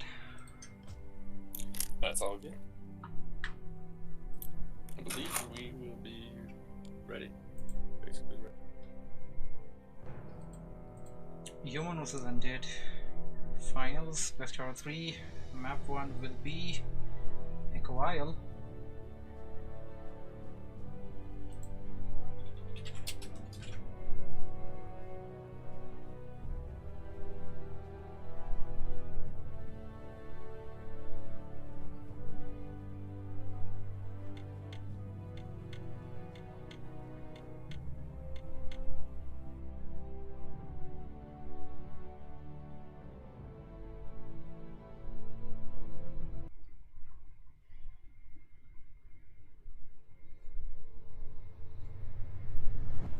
Alright people, matchup is underway. This is game number 1 for Return to the Jungle number 3 finals, and it is between Scaper spawning as the TL Undead at the left hand side of this map, and he will be facing Hippo spawning as Red Human on the right hand side.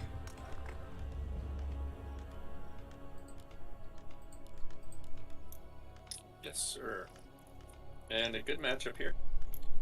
Hippo, having been to the finals of the best Return to the Jungle a couple times, right? Or semifinals a couple times. Hippo has been the bronze champion for Tournament 1. He has been the same for Tournament 2. And we were talking about this. We were literally talking about this the last time. Will this be Hippo's opportunity? Will he win this? And finally, I mean, he's here now. Yep, he is. It's all on him. It's all on him. Exactly. We got Hero first coming in for Scaper. Scaper got Death Knight coming in, Scout Acolyte going in towards Human's base, and we got an Archmage coming in for Hippo. Hippo's gotta be careful. He has to be super careful in this match, not to give away any kind of opportunity to the enemy.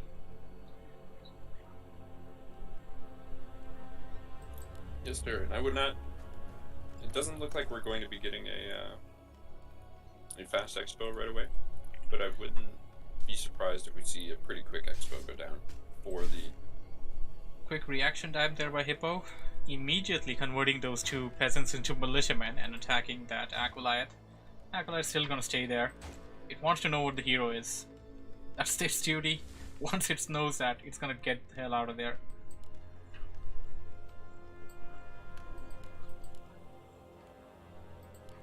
A player's forces are under attack. Death Knight is out, and it appears that we got Scaper coming in for a harassment attempt. Death Knight making its way towards the human play. Yeah, and he won't be here in time for the Ogre Warrior, but he should definitely be here for the Forest. He should be able to take out a couple of those militiamen, and can definitely take out the Elemental. Elemental will give you a good amount of experience there. Nicely done. I need to back them out right now. Need to back out those peasants, save them from death coil attempts, and that footman is ensnared. It's being targeted. Nearly down for a death coil kill. I think he can do it now. Oh, nice. Hippo actually bought himself a Shadow Troll Priest. A nice maneuvering there. That's tough to do. I mean, with that camp, you got to pull the camp away and then get the Troll Priest and then walk the Troll Priest away. Exactly. It's really tough to do. And Hippo managing to do that over there. He's going to... Okay, he's going to lose one of the creeps.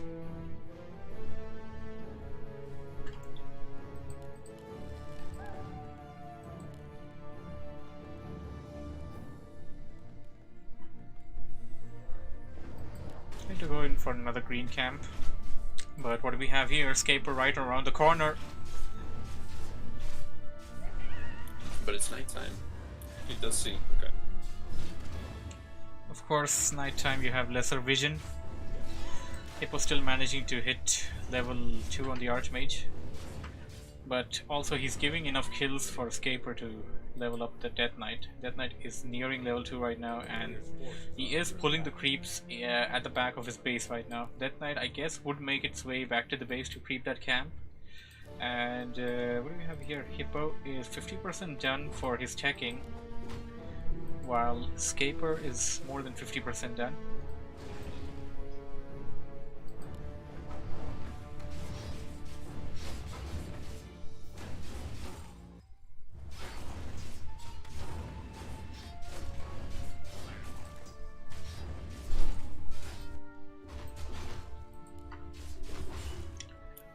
Hippo seemingly going for a quick level 3 with this camp. We'll probably go straight to the expansion camp and then do.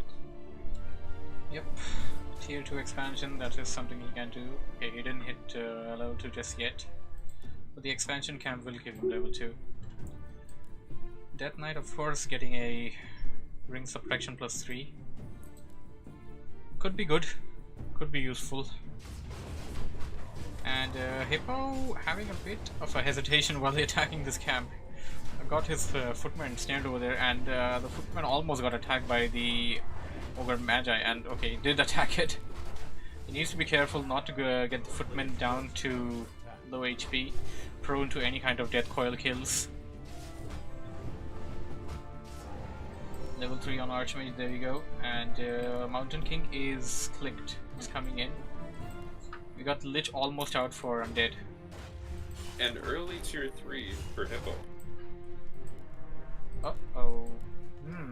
Hippo wants Knights. He's going straight Knights. No Sanctums. Or straight tanks. You're right, actually. He can go tanks as well. So that's Hippo's master plan of winning game 1. Go in for tanks. Without Expo. I don't know how that'll work though. Yeah, I have no idea either. Tanks are pretty expensive, and uh-oh, Hippo got himself in a bit trouble here. He's trying to take out a few fiends, but getting that Archmage in trouble is not really worth it. And he got 2 elementals prone to getting killed there. These are of course the level 2 elementals. This will give the undead player a chunk of experience. Nicely done, Hippo managing to get a kill over there. And yeah, the chat would be like, we're pretty biased toward Hippo right now, for obvious reasons. MK is out. Look up the chat. I had my phone on with the chat, but my phone's battery expired.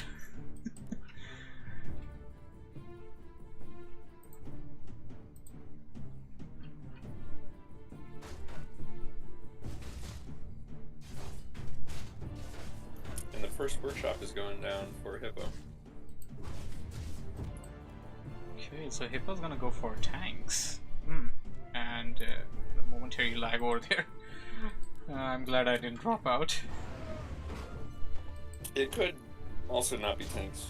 Could just be, you know, early. Uh-oh. Lich almost got taken out there. Pretty bad situation, but Hippo is on the losing end of that fight. He lost a couple of footmen there and gonna lose one more. Lich is almost level 2 there now, and he will manage to take out one fiend before the player finally manages to TP away. Scaper is of course the newcomer in the tournament, but despite of being the newcomer in the tournament, he's no newcomer to Warcraft. He has reached the finals. Really well. Yep, he has reached the finals right from round 1. Like, he didn't have a bye on any of the rounds. And in the marketplace, there's actually currently a potion of greater mana that either player could snatch up. Would cost 300 gold, but would be well worth it. Oh, that's a pretty dangerous item. And although Scaper was there, he didn't pick it up. I guess he didn't have enough gold there, or not a worth of the investment against the cost of your army. Yeah.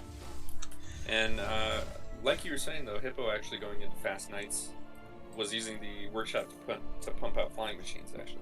Okay, so Knights and flying machines. This can work out against undead players, of course. Undead players tend to go for an army of fiends, obsidian statues, destroyers, and late game abominations. That is just the standard thing. And of course, we're likely gonna see a third hero as well. But speaking of third hero, Hippo just got himself a third hero, Paladin. He is playing super safe, and yeah, I'm having some lags here. I'm really hopeful I don't get dropped out. If you do, I can restream on Discord and we can. Of course, you can do that. Or yeah, I'll just host you, I guess. That'll be easier. Leaving behind the Archmage, of course, to soak up the mana or soak up the experience on MK and Paladin. Have to be careful. Even in situations like these, like, you need to be super alert. You need to have an eye on the map, mini-map. If the undead army comes near your Archmage is dead. Oh yeah. So now here's the situation that Hippo has right now. If he actually only crept this camp with the MK would have been level 3. That would have been better for Hippo. As it was, I don't think he was expecting for Scaper to creep his sea turtle camp. Exactly, and this is the thing about undead players, and this is a pretty good strategy though, with I think all players should do, like not just undead. Go to your enemy side, just creep all the camps out, suck them dry, so your enemy doesn't have any camps to creep out, and till the time he decides and reaches the spot, he's like, okay, this is already crept, what do I do now? Yeah.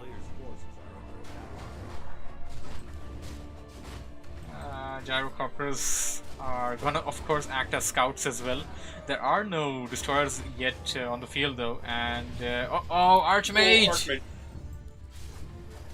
He does have Holy Light to hit it, but this time I'm gonna have to use the TP here. And flying machines are far away! They're not gonna get teleported. But they can fly away. Thankfully he saw them. Otherwise they would have been picked off by whatever Scaper had there. And I think I know what's bugging my system. A player's forces are under attack.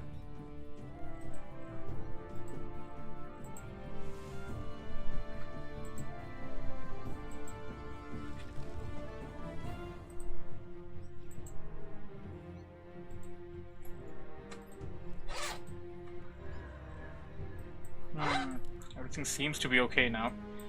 Windows just automatically starts updates. Oh, great. You know, that good stuff. Yeah. Crystal Ball for Scaper, I definitely would have been wanting a mana pendant instead. Yeah, mana pendant of course more value, but Crystal Ball, I mean, you don't want to count that out. That's a really good item, basically Farsight. Yeah. Yeah, I don't want to count that out at all. And Hippo wasn't using his gyrocopters for a moment there. That is bad. You need to use them all the time. And Paladin is being targeted. Gotta be careful with that. Oh, the destroyer gets wet. What? Okay, he got ensnared. There are a lot of knights here, and they got defense and attack upgrade. Paladin, divine shield.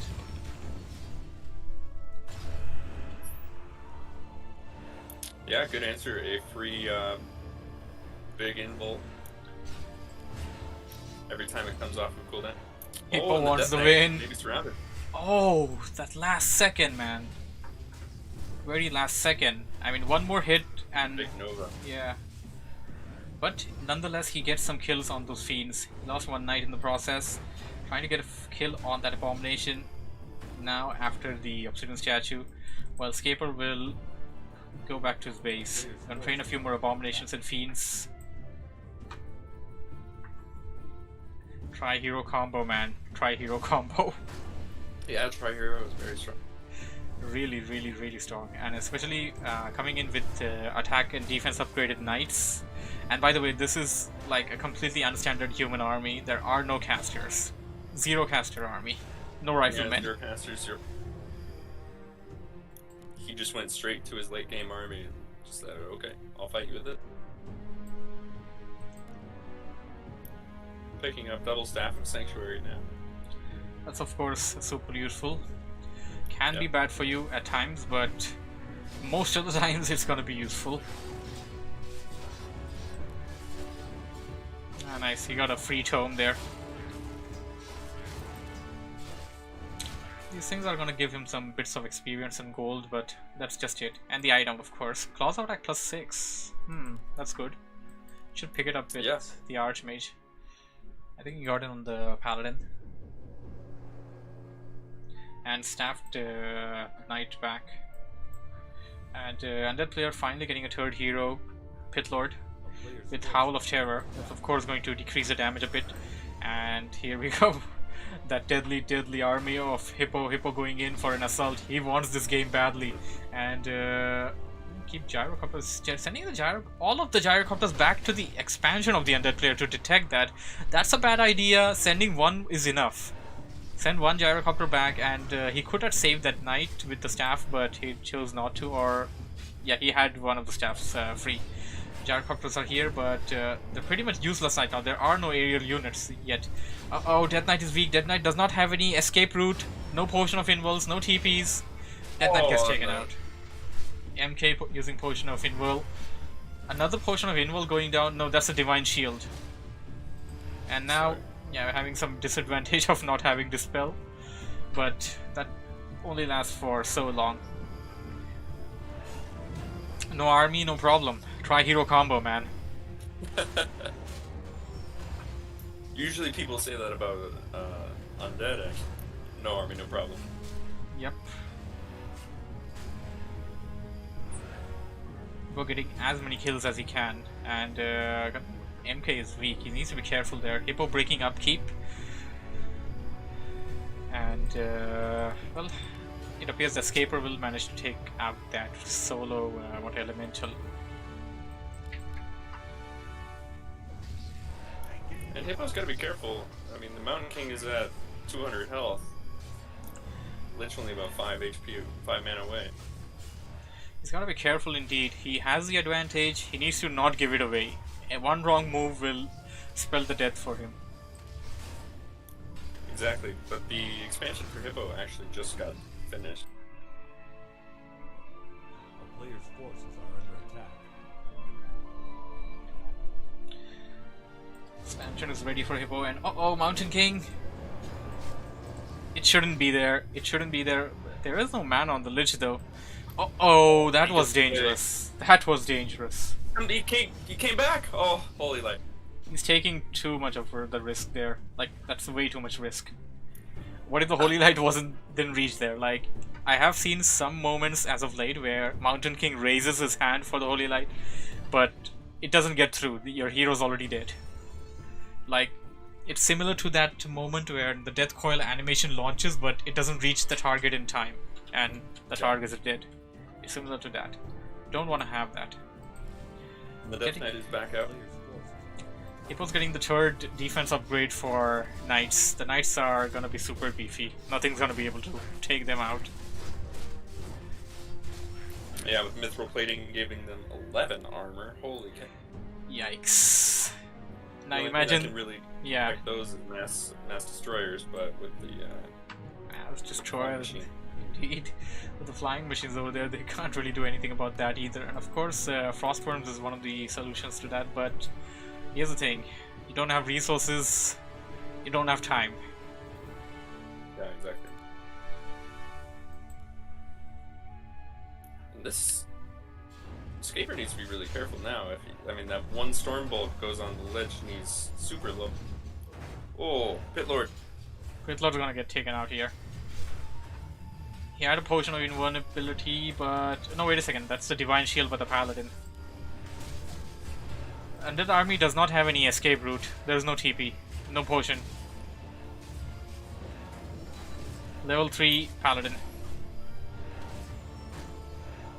I'll give you level 2 Holy Light, of course. Of course. Hippo does have a Scroll of Heal there, popping up the Potion of Invulnerability. Should use the Scroll of Heal as well. He has a lot of weak units. Could use it right away. He did. He's taking down a lot of those units, man. This is not looking great for Escaper at this point. Not at all looking great for Scaper. 38 supply against 65. Definitely not going to work out. And currently, Hippo is gonna have enough mana for another Stormbolt. He nearly got the Lich there. Oh no, he's casted it on the Abomination. No mana on the Death Knight though.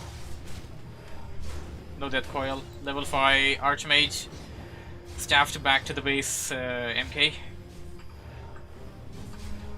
Paladin is under Divine Shield, but it's only gonna be in that for so long. He's keeping the pressure up. He's doing the right thing. Oh! Holy Light. There we go. Game number 1 goes to Hippo.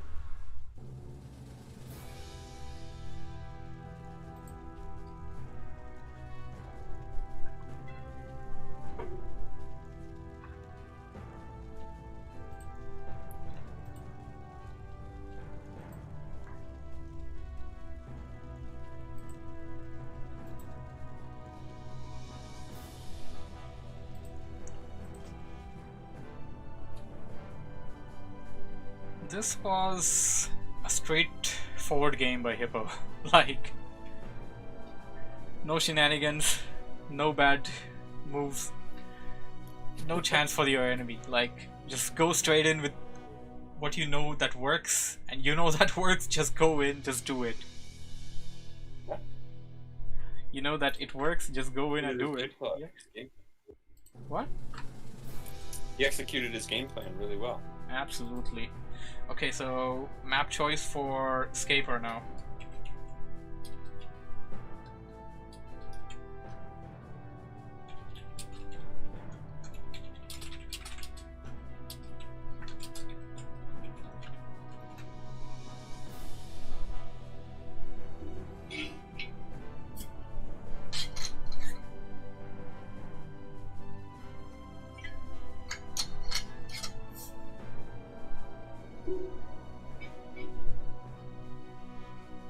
Scaper picks Amazonia. Okay.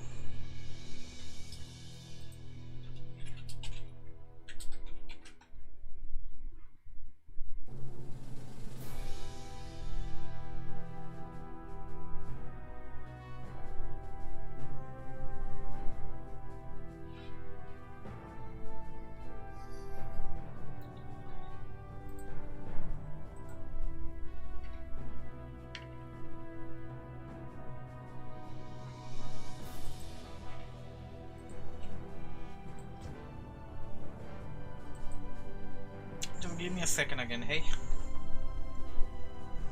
Yeah, of course.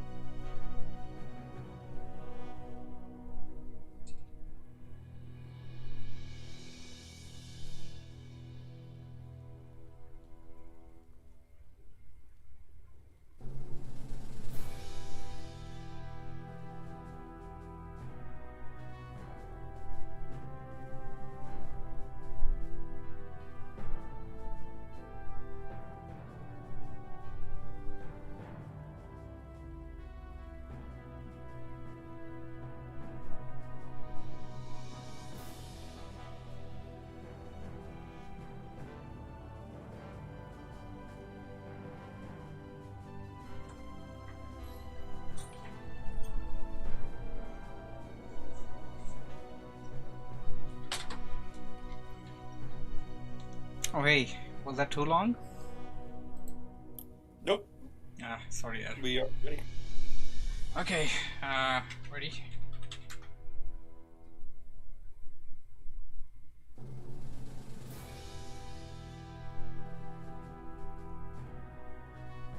Okay, I'm glad both of them are ready. There we go. Game number 2 between Hippo and Scaper.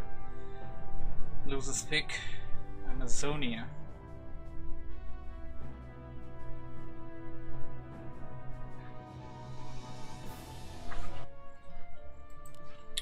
Hippo spawning on the top right as the yellow human, of course. Bottom left, Scaper, red undead.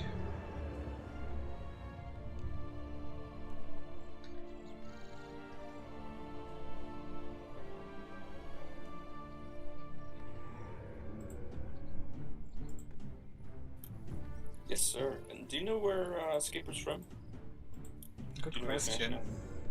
I don't know actually. And looking at Booster doesn't really hold his data either, so we don't know that. We do know that Hippo is from the UK. I believe this flag is of the UK. It is, yeah. Yeah.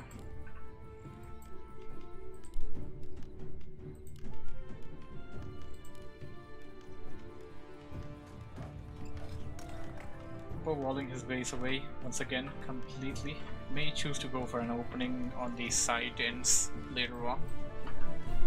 And Scaper opening up with Hero first once again. Death Knight coming in for Scaper, and Hippo once again going Archmage. Now it's the interesting thing. Can Hippo actually pull off the same maneuver that he did last time on this map as well? Which has a sort of a less distance between both of the bases as compared to Echo Isle.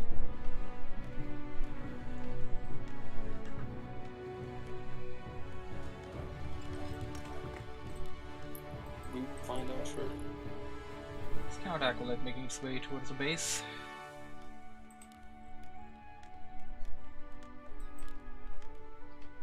I would love to see an Acolyte last hit. I would love to see that, definitely.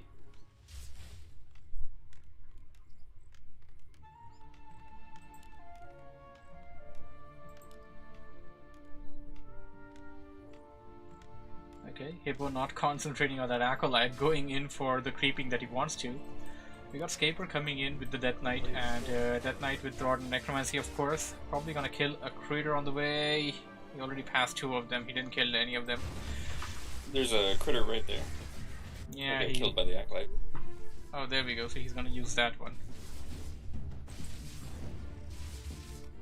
Hippo, of course, using the static shield this time. There we go, Death Coil on one of those creeps, and uh-oh, Hippo gotta be careful, he's dealing damage to his own units, a lot of damage actually. Lost 1 peasant. Level 2 Archmage after the Skeleton's warrior kill. And great items for Hippo, actually. Mantle and Sword. It's going to be a lot of extra damage and a lot of extra mana. Indeed. That's definitely going to be helping Hippo early on in this matchup. Tier 2 coming in for the Undead.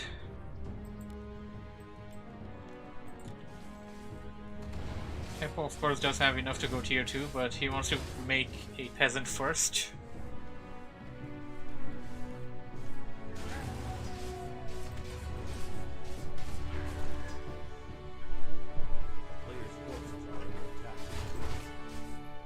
Calling militia, this would be, looks like a fast expo. Okay, so Hippo not going in for the same strategy. Tier 2 Knights and Gyros. He's gonna go in for an expansion in this one. It appears that he's not very confident with that same thing again. Of course, this time Scaper would be more prepared for something like that coming in. He would try to push into Hippo and try to kill him off early, not let him get there. Yeah, shaking it up is a great strategy. That's a lot of peasants, I would say. Forces are under attack.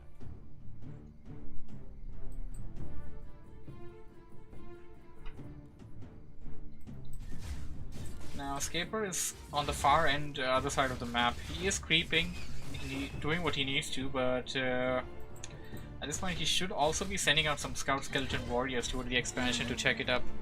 He just needs to check that up because if he's unaware of this expansion, if he's not really going to do anything about it, it's going to be difficult for him to deal with that once it comes up.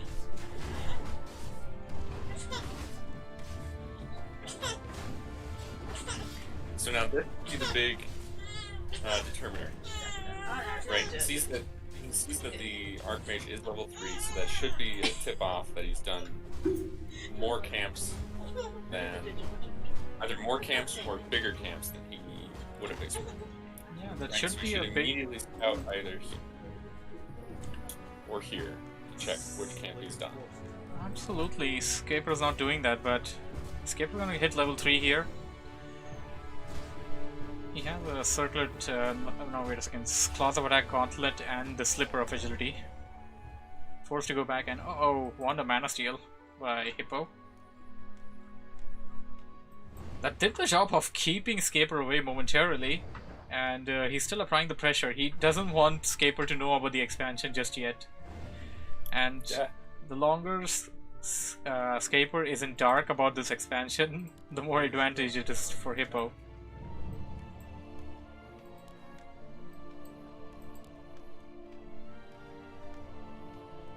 Of course, this is a good time for Hippo to go tier 2 now. The opponent has no idea of the expansion.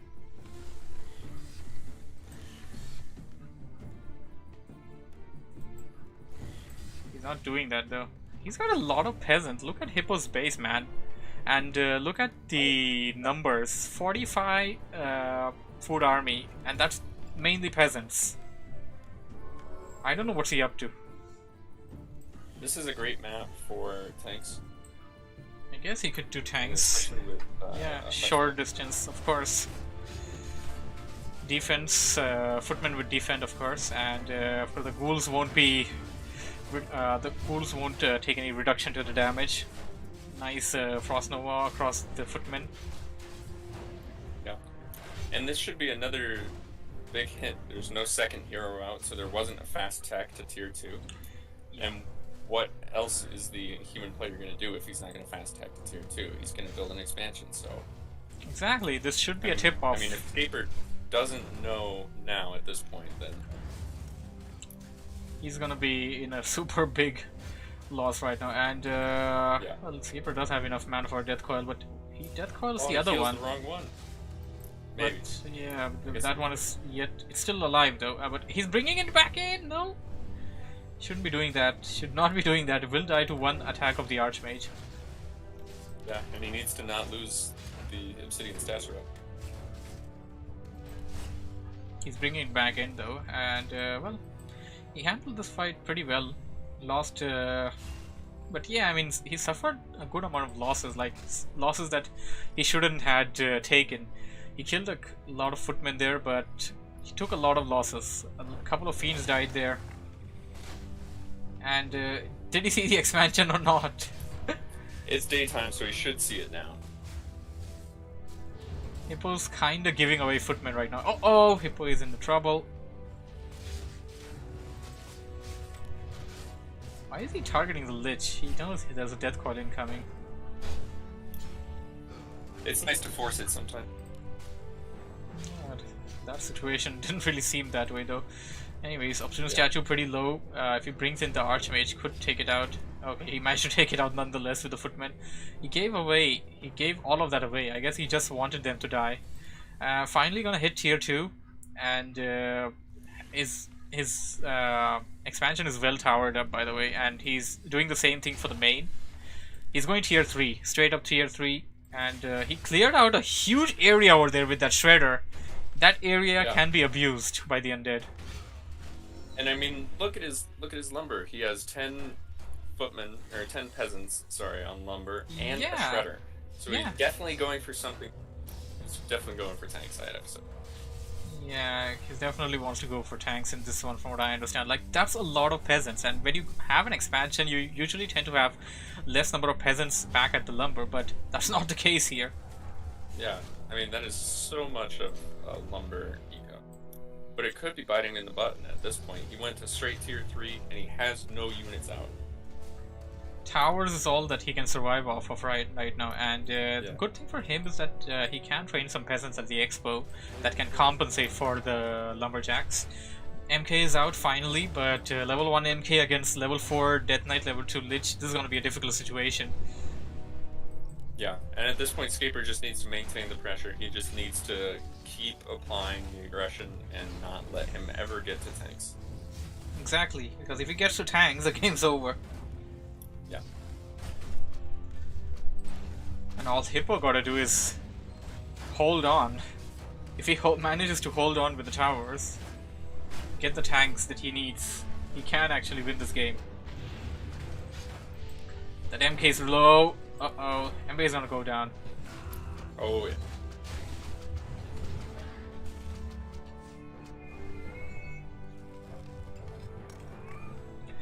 This Hippo has 4 towers in the main and 5 in the Expo. There it is. Uh-oh. Triple workshop. Yep, Hippo does definitely want siege tanks there. He's trying to save his Archmage and building a altar at the main. You could build the altar at the expo as well in this situation, but he chooses to do it in the main. And currently castle is being attacked. He needs to keep the castle, of course. And does he have masonry upgrades? He does. Yeah, a singular one, and he's getting a second one. Yeah, he's getting the second one as well. The castle gonna be super hard to take out, especially with the units that Scaper has right now. Scaper may want to get meat wagons, and yes, there's a meat wagon coming in for Scaper. That's gonna be super useful for him. And Scaper just cross chop keep. Deadly Frost Nova. But then again, the towers. Uh-oh, castle down to 50%. Hippo... the first trio of tanks is training right. Forces are under attack. If the castle goes down, there are no more tanks. Hippo knows that. Yeah. And Scaper does know that as well. This is gonna be difficult.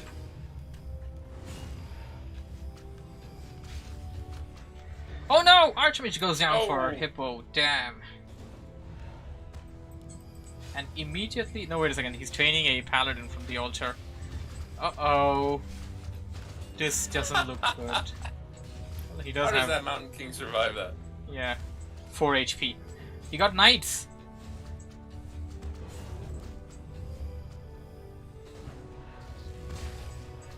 Alright, and the tanks are out. What will they do now? They're gonna wait for... He can win a base raid. Yeah, he can So I definitely think he win a can- base trade if he goes into that thing. But now here's the thing, he's got a level 1 MK with no experience. Level 1 Paladin will be out real soon.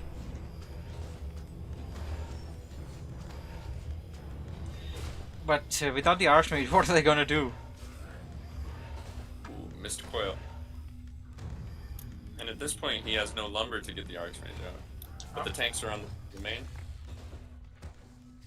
And we might just see an honest base raid. A player's force 3 tanks. 2 more incoming. There's no... third tank is... Oh, third tank is actually food capped. Now he finally gets the farms. Oh, definitely taking a lot of damage. Could get a Holy Light to the face. Uh-oh. Gets a Holy Light to... But he goes to level 5 and decides to TP. That was weird. Hippo managing to force a TP in that dire situation. And his castle, by the way, was almost down. And okay, that's gonna force the siege tanks out. But what did they do? Okay, they did something. They managed to kill a couple of buildings there. Yeah, they killed the crypt and the shop. And 2 more coming in, of course. 1 getting taken off. They have attack upgrades. Well, defense upgrades is what they need, to be frankly honest. And oh, nice, Staff of Sanctuary. And that somehow magically heals mechanical units as well. Yeah, kind of a strange mechanic there. player's forces Indeed. are under attack. With the meat wagon firing on the siege and Uh-oh. Of course, the meat wagons deal extra damage. Fortified armor. Yeah, and because of the staff sanctuary that It's still regenerating. It's gonna be a dead castle. The castle goes down, no more siege tanks. Hippo took a bargain. Oh no. Hippo took a super bargain here. And now the only things Hippo can train is riflemen and... Uh-oh, MK is gonna go down. Archmage is back, but what can I do? He can't TP to the expansion, I guess. Okay, he's still gonna try and hold off the main. Without the castle, that is. He wants to get the paladin out first, I guess. Okay, he's attacking the meat wagons and he forced a TP on the Death Knight, what? Black Citadel was under attack. Oh, I see. That's what forced a TP. I think that's what forced a TP last time as well. And he managed to take out at least one tank there. He's going to do it to another. Block with the statue.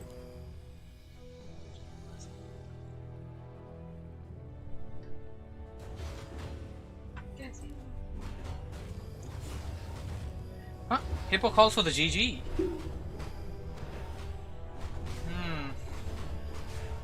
Not very agreed with the decision, but it is what it is. And we are going to have a game number 3 then. And Hippo choosing the map immediately. It's gonna be LR, that's Last Refuge. The town is under siege. A player's forces are under attack.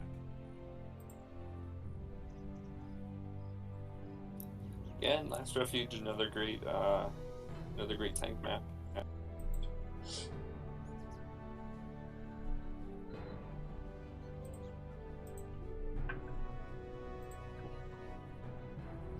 This could go either way. Hippo kinda took a bargain there. Yeah, maybe got greedy, wanted to end it quick. Maybe thought his opponent wouldn't lay on. The expansion wasn't even detected for a pretty long time. That could have been a super advantage for Hippo.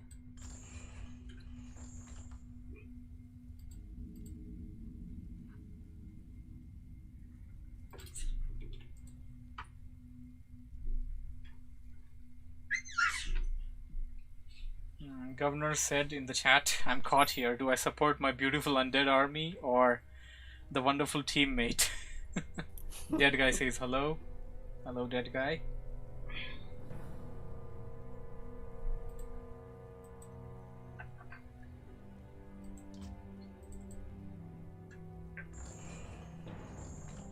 Alright, final game, Last Refuge.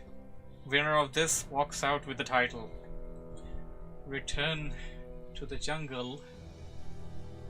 Tournament number 3 champion.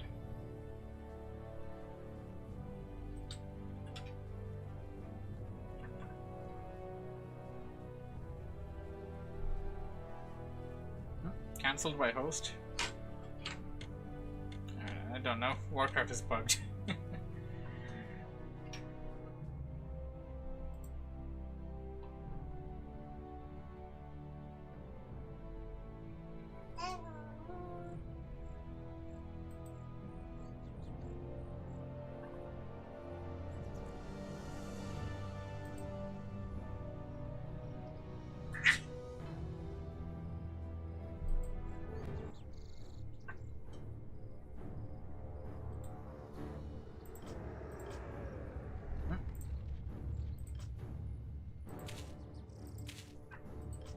Yeah, Warcraft is bugged as hell here.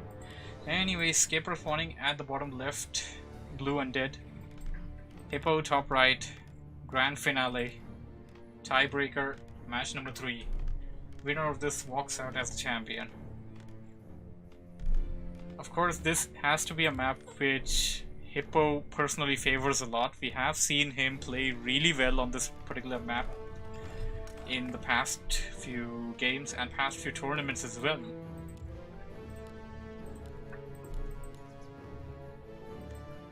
Yeah, and both players starting out with standard build orders. DK Fiend build order for Okay, Escaper, obviously. and Scape then went in for Archmage late first hero for this Hippo. time.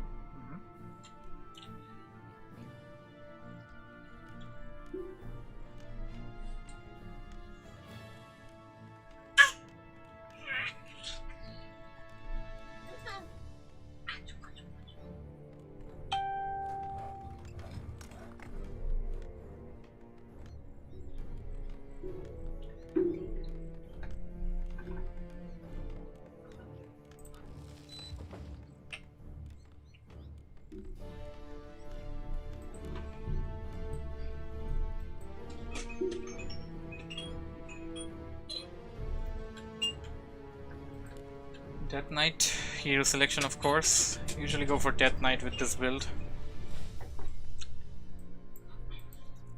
Archmage is out and he's gonna go for green?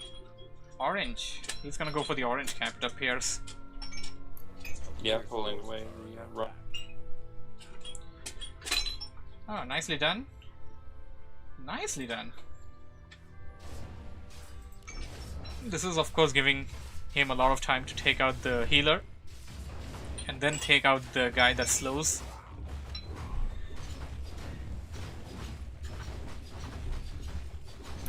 Yeah, and because of the creep AI mechanics, because the Rock Golem wasn't able to get back to its starting position, it won't toss. Yep. What's it called? Hurl Rock.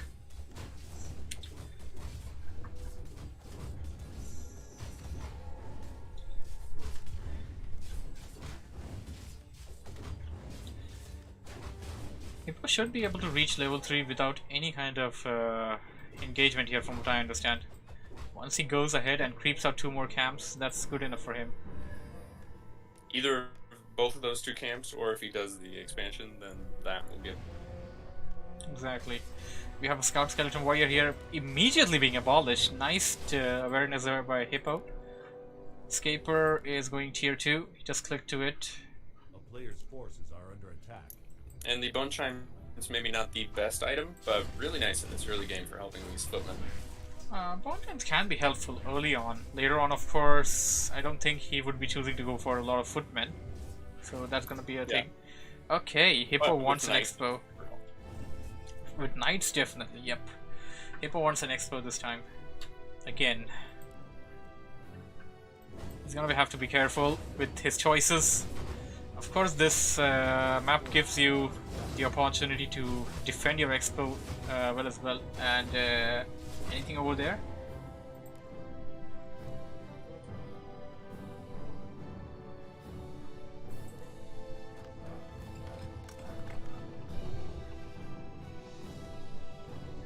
That Knight has a potion invul. 15-second one. That's And pretty with deadly. 3 fiends out, it's actually a solid army. Pretty solid army. Can definitely foil the attempt for the expansion if he comes to know about it. But Hippo is going to keep him on his toes. Hippo is to stay away, try to keep the undead away from the expansion, and he should use the advantage of the vampiric aura now.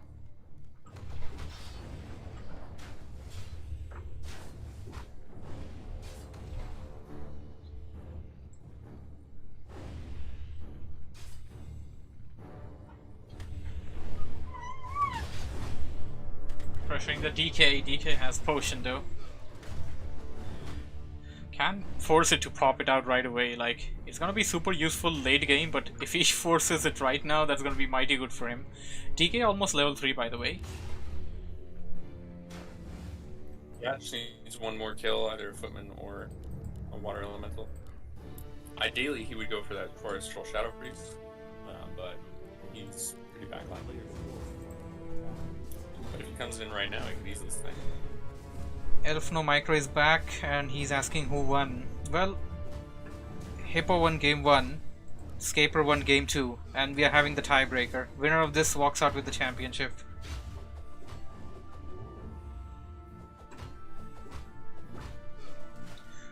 Hippo lost all of his footmen.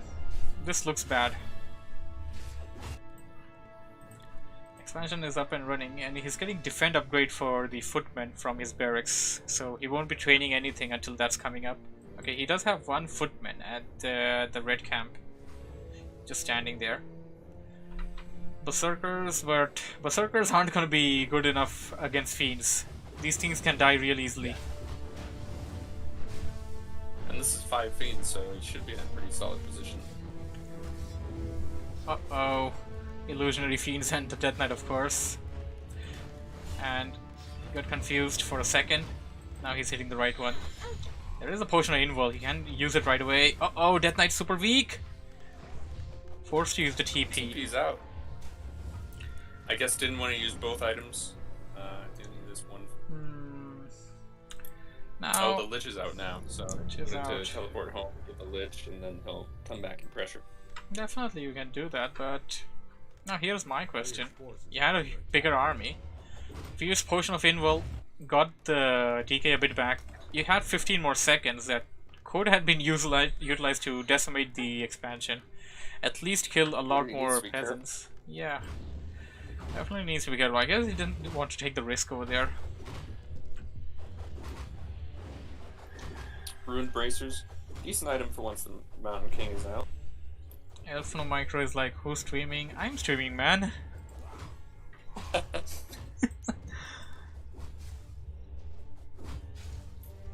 Mr. Stormy Z is streaming. I hosted him. You might have gotten pulled over from my... Perhaps. Hippo has a lot of peasants there. I think, I don't think this is as many as he had the last time, but he may very well go for the same strat once again.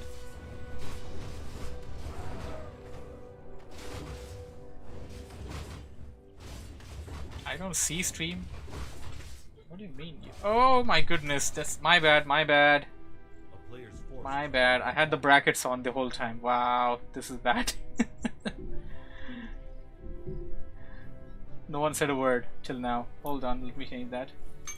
I didn't notice I had the stream. Oh, that's good. At least somebody had it.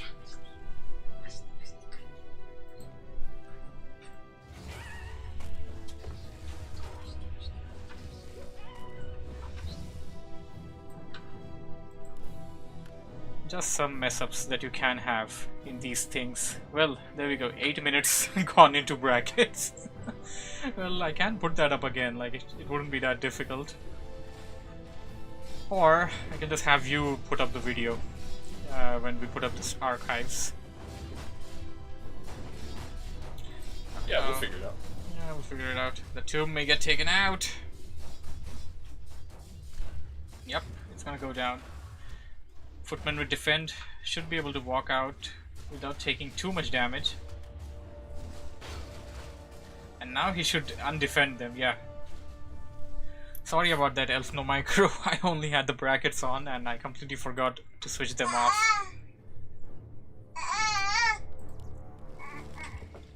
Yeah, because I had about 3 people in there from what I see.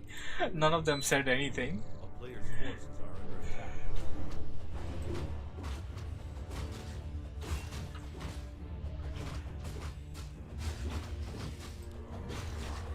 Undead now creeping out the red camp. Hippo finally getting some... Okay, Hippo's going for mass rifles. And I guess he'll go for casters as well from the back. Rifles with an arcade. It's tried and tested. It can work.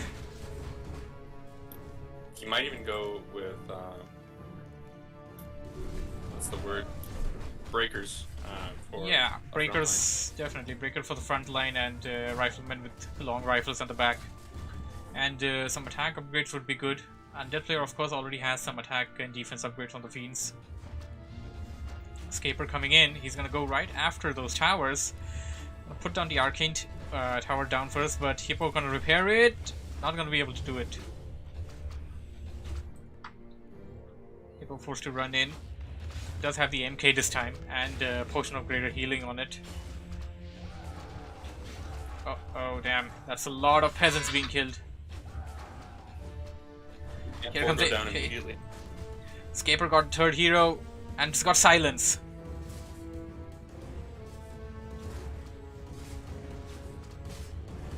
Not looking good for Hippo.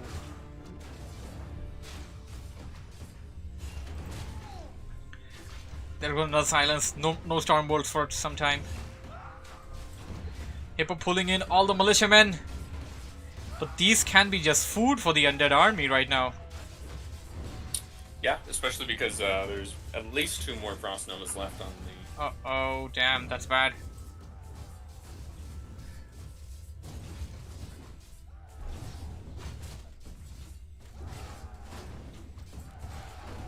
There's one more death coil at least on the Death Knight. A lot of peasants Hippo died actually today. leaving a Crypt Fiend alive, not putting the final hit. Should have taken care of that. That's gonna bite him back real bad. And okay, we got Black Arrow by the Dark Ranger.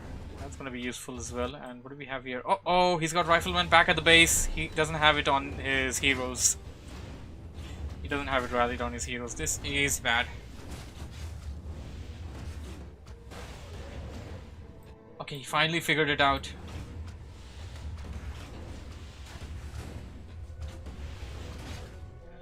Calling an Ogre Mauler. MK goes down. But the MK... Archmage had a Potion of Invul. He could have passed it away to the MK.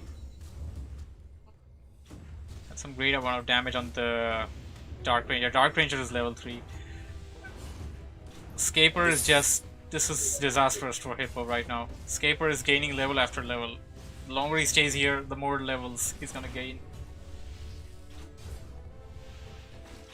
There really doesn't seem to be a great way to win this for Hippo at the very least. Well, I mean, levels are really not in his advantage. 5-3-3 for the Definitely not. undead versus 4-2-5. Also, he still has the Scourge Bone Chimes. May wanna sell it off. Not like he has any less amount of gold or anything, but it's not really useful. But oh, big devastating. build-up. Devastating. He's gonna leave the expo.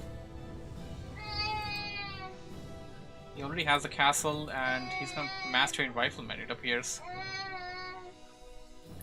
Yeah, and that's the best feeling in the world is when you force a TP in the expo and you get all of the work. Arcane Vault being made at the outside. And what's he gonna do? Is he gonna go creep? He is.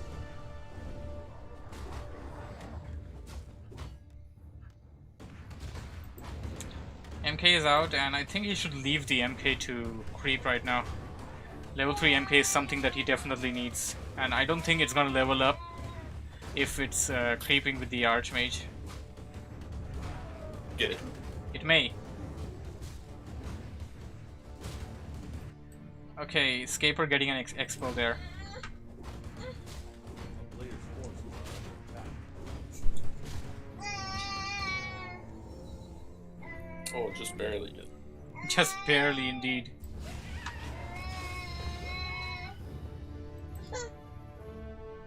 Level 5 Death Knight, level 4 Lich, level 3 Dark Ranger. And Lich also has a Rune Bracer, by the way. And Scaper not losing that 15-second Potion of Invul just yet. Okay, Hippo actually managed to train in a good army over there, but it's a 52 army versus 61. Taking a direct hit. I think the pressure's getting to him now. Staff of Sanctuary. Managed to save that. He should use Dispels though. Oh no, MK! Oh. MK has an Ankh. Can be used. Yeah, I maybe even would have just let the Mountain King die, just to pop the Ankh. But He's gonna do it now. hard to say. Yeah, he's gonna do it now. You had no choice now. Uh-oh. Army's behind. And Undead knows about it. Now he's gonna try and focus the MK. Stormbolt on the Death Knight. But can this actually work in his advantage? Oh! Death Coil kills the MK. Hippo calls for the GG.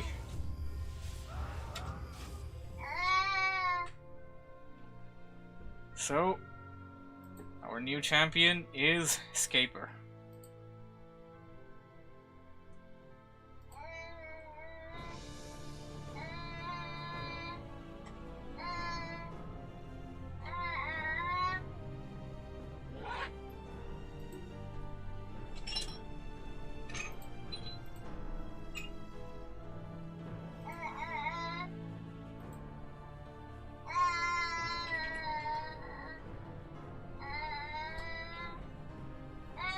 Don't mind that. I think you're used to it by now. Yeah, she just comes around this time, so you know. Alright, this tournament is over and our winner is Scaper.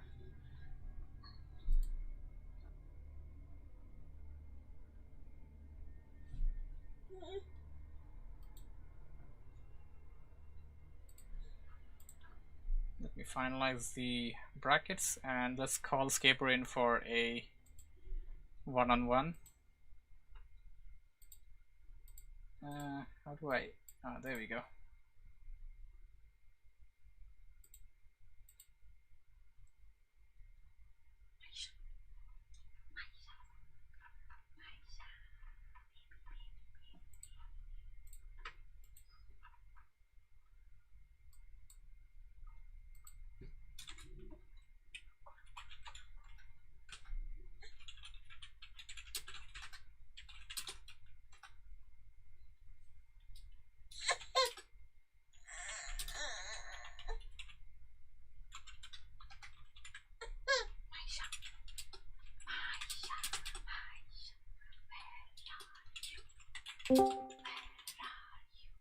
Hello. Hey Scaper, man. congratulations, Hey, you yo. are the new champion. How do you feel? I feel great. Very good. It was so nerve-wracking after going 0-1 in the first game. Indeed, 0-1 the first game, and Hippo was actually the favorite to win. You may not be aware of the story. He is the two-time bronze champion. He got up till semifinals, lost there, and won the bronze match. And this time he arrived till the finals, so a lot of people watching were actually rooting for him right now. So you're a newcomer to the tournament, and you only recently found out about it. Yep. I think I saw it last week. Just thought, why not? I love playing Warcraft, so love playing tournaments as well.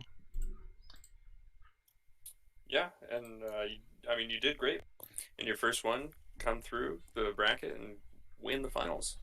So solid play, solid job. I watched a couple of your games, got to cast a couple of your games, and you played great. What did in the second game on Amazonia? What did you think when you saw his expansion? And you started The expansion was not really. I was expecting that. The moment that scared me the most was when I was attacking his main base and suddenly I saw tanks approaching my base, and I had to either defend or keep going. I think if you went for my main instead of going for the, I think you went for the crypt first or something like that, then I would have to TP. But this way I could keep on pressure and only lose some unimportant buildings. Right, yeah, and you held out pretty well. I mean, you lost a tomb and you lost a crypt, but obviously it's not the main. And you did eventually teleport out, but I mean, I think you got the best of both worlds. Indeed. Yeah. Once again, congratulations. And we shall be closing it just in a moment. The babies are being a bit more cranky right now. Thank you once again, Anwar, for joining me. So, Yeah, my pleasure. this would be all then. Good night, everybody.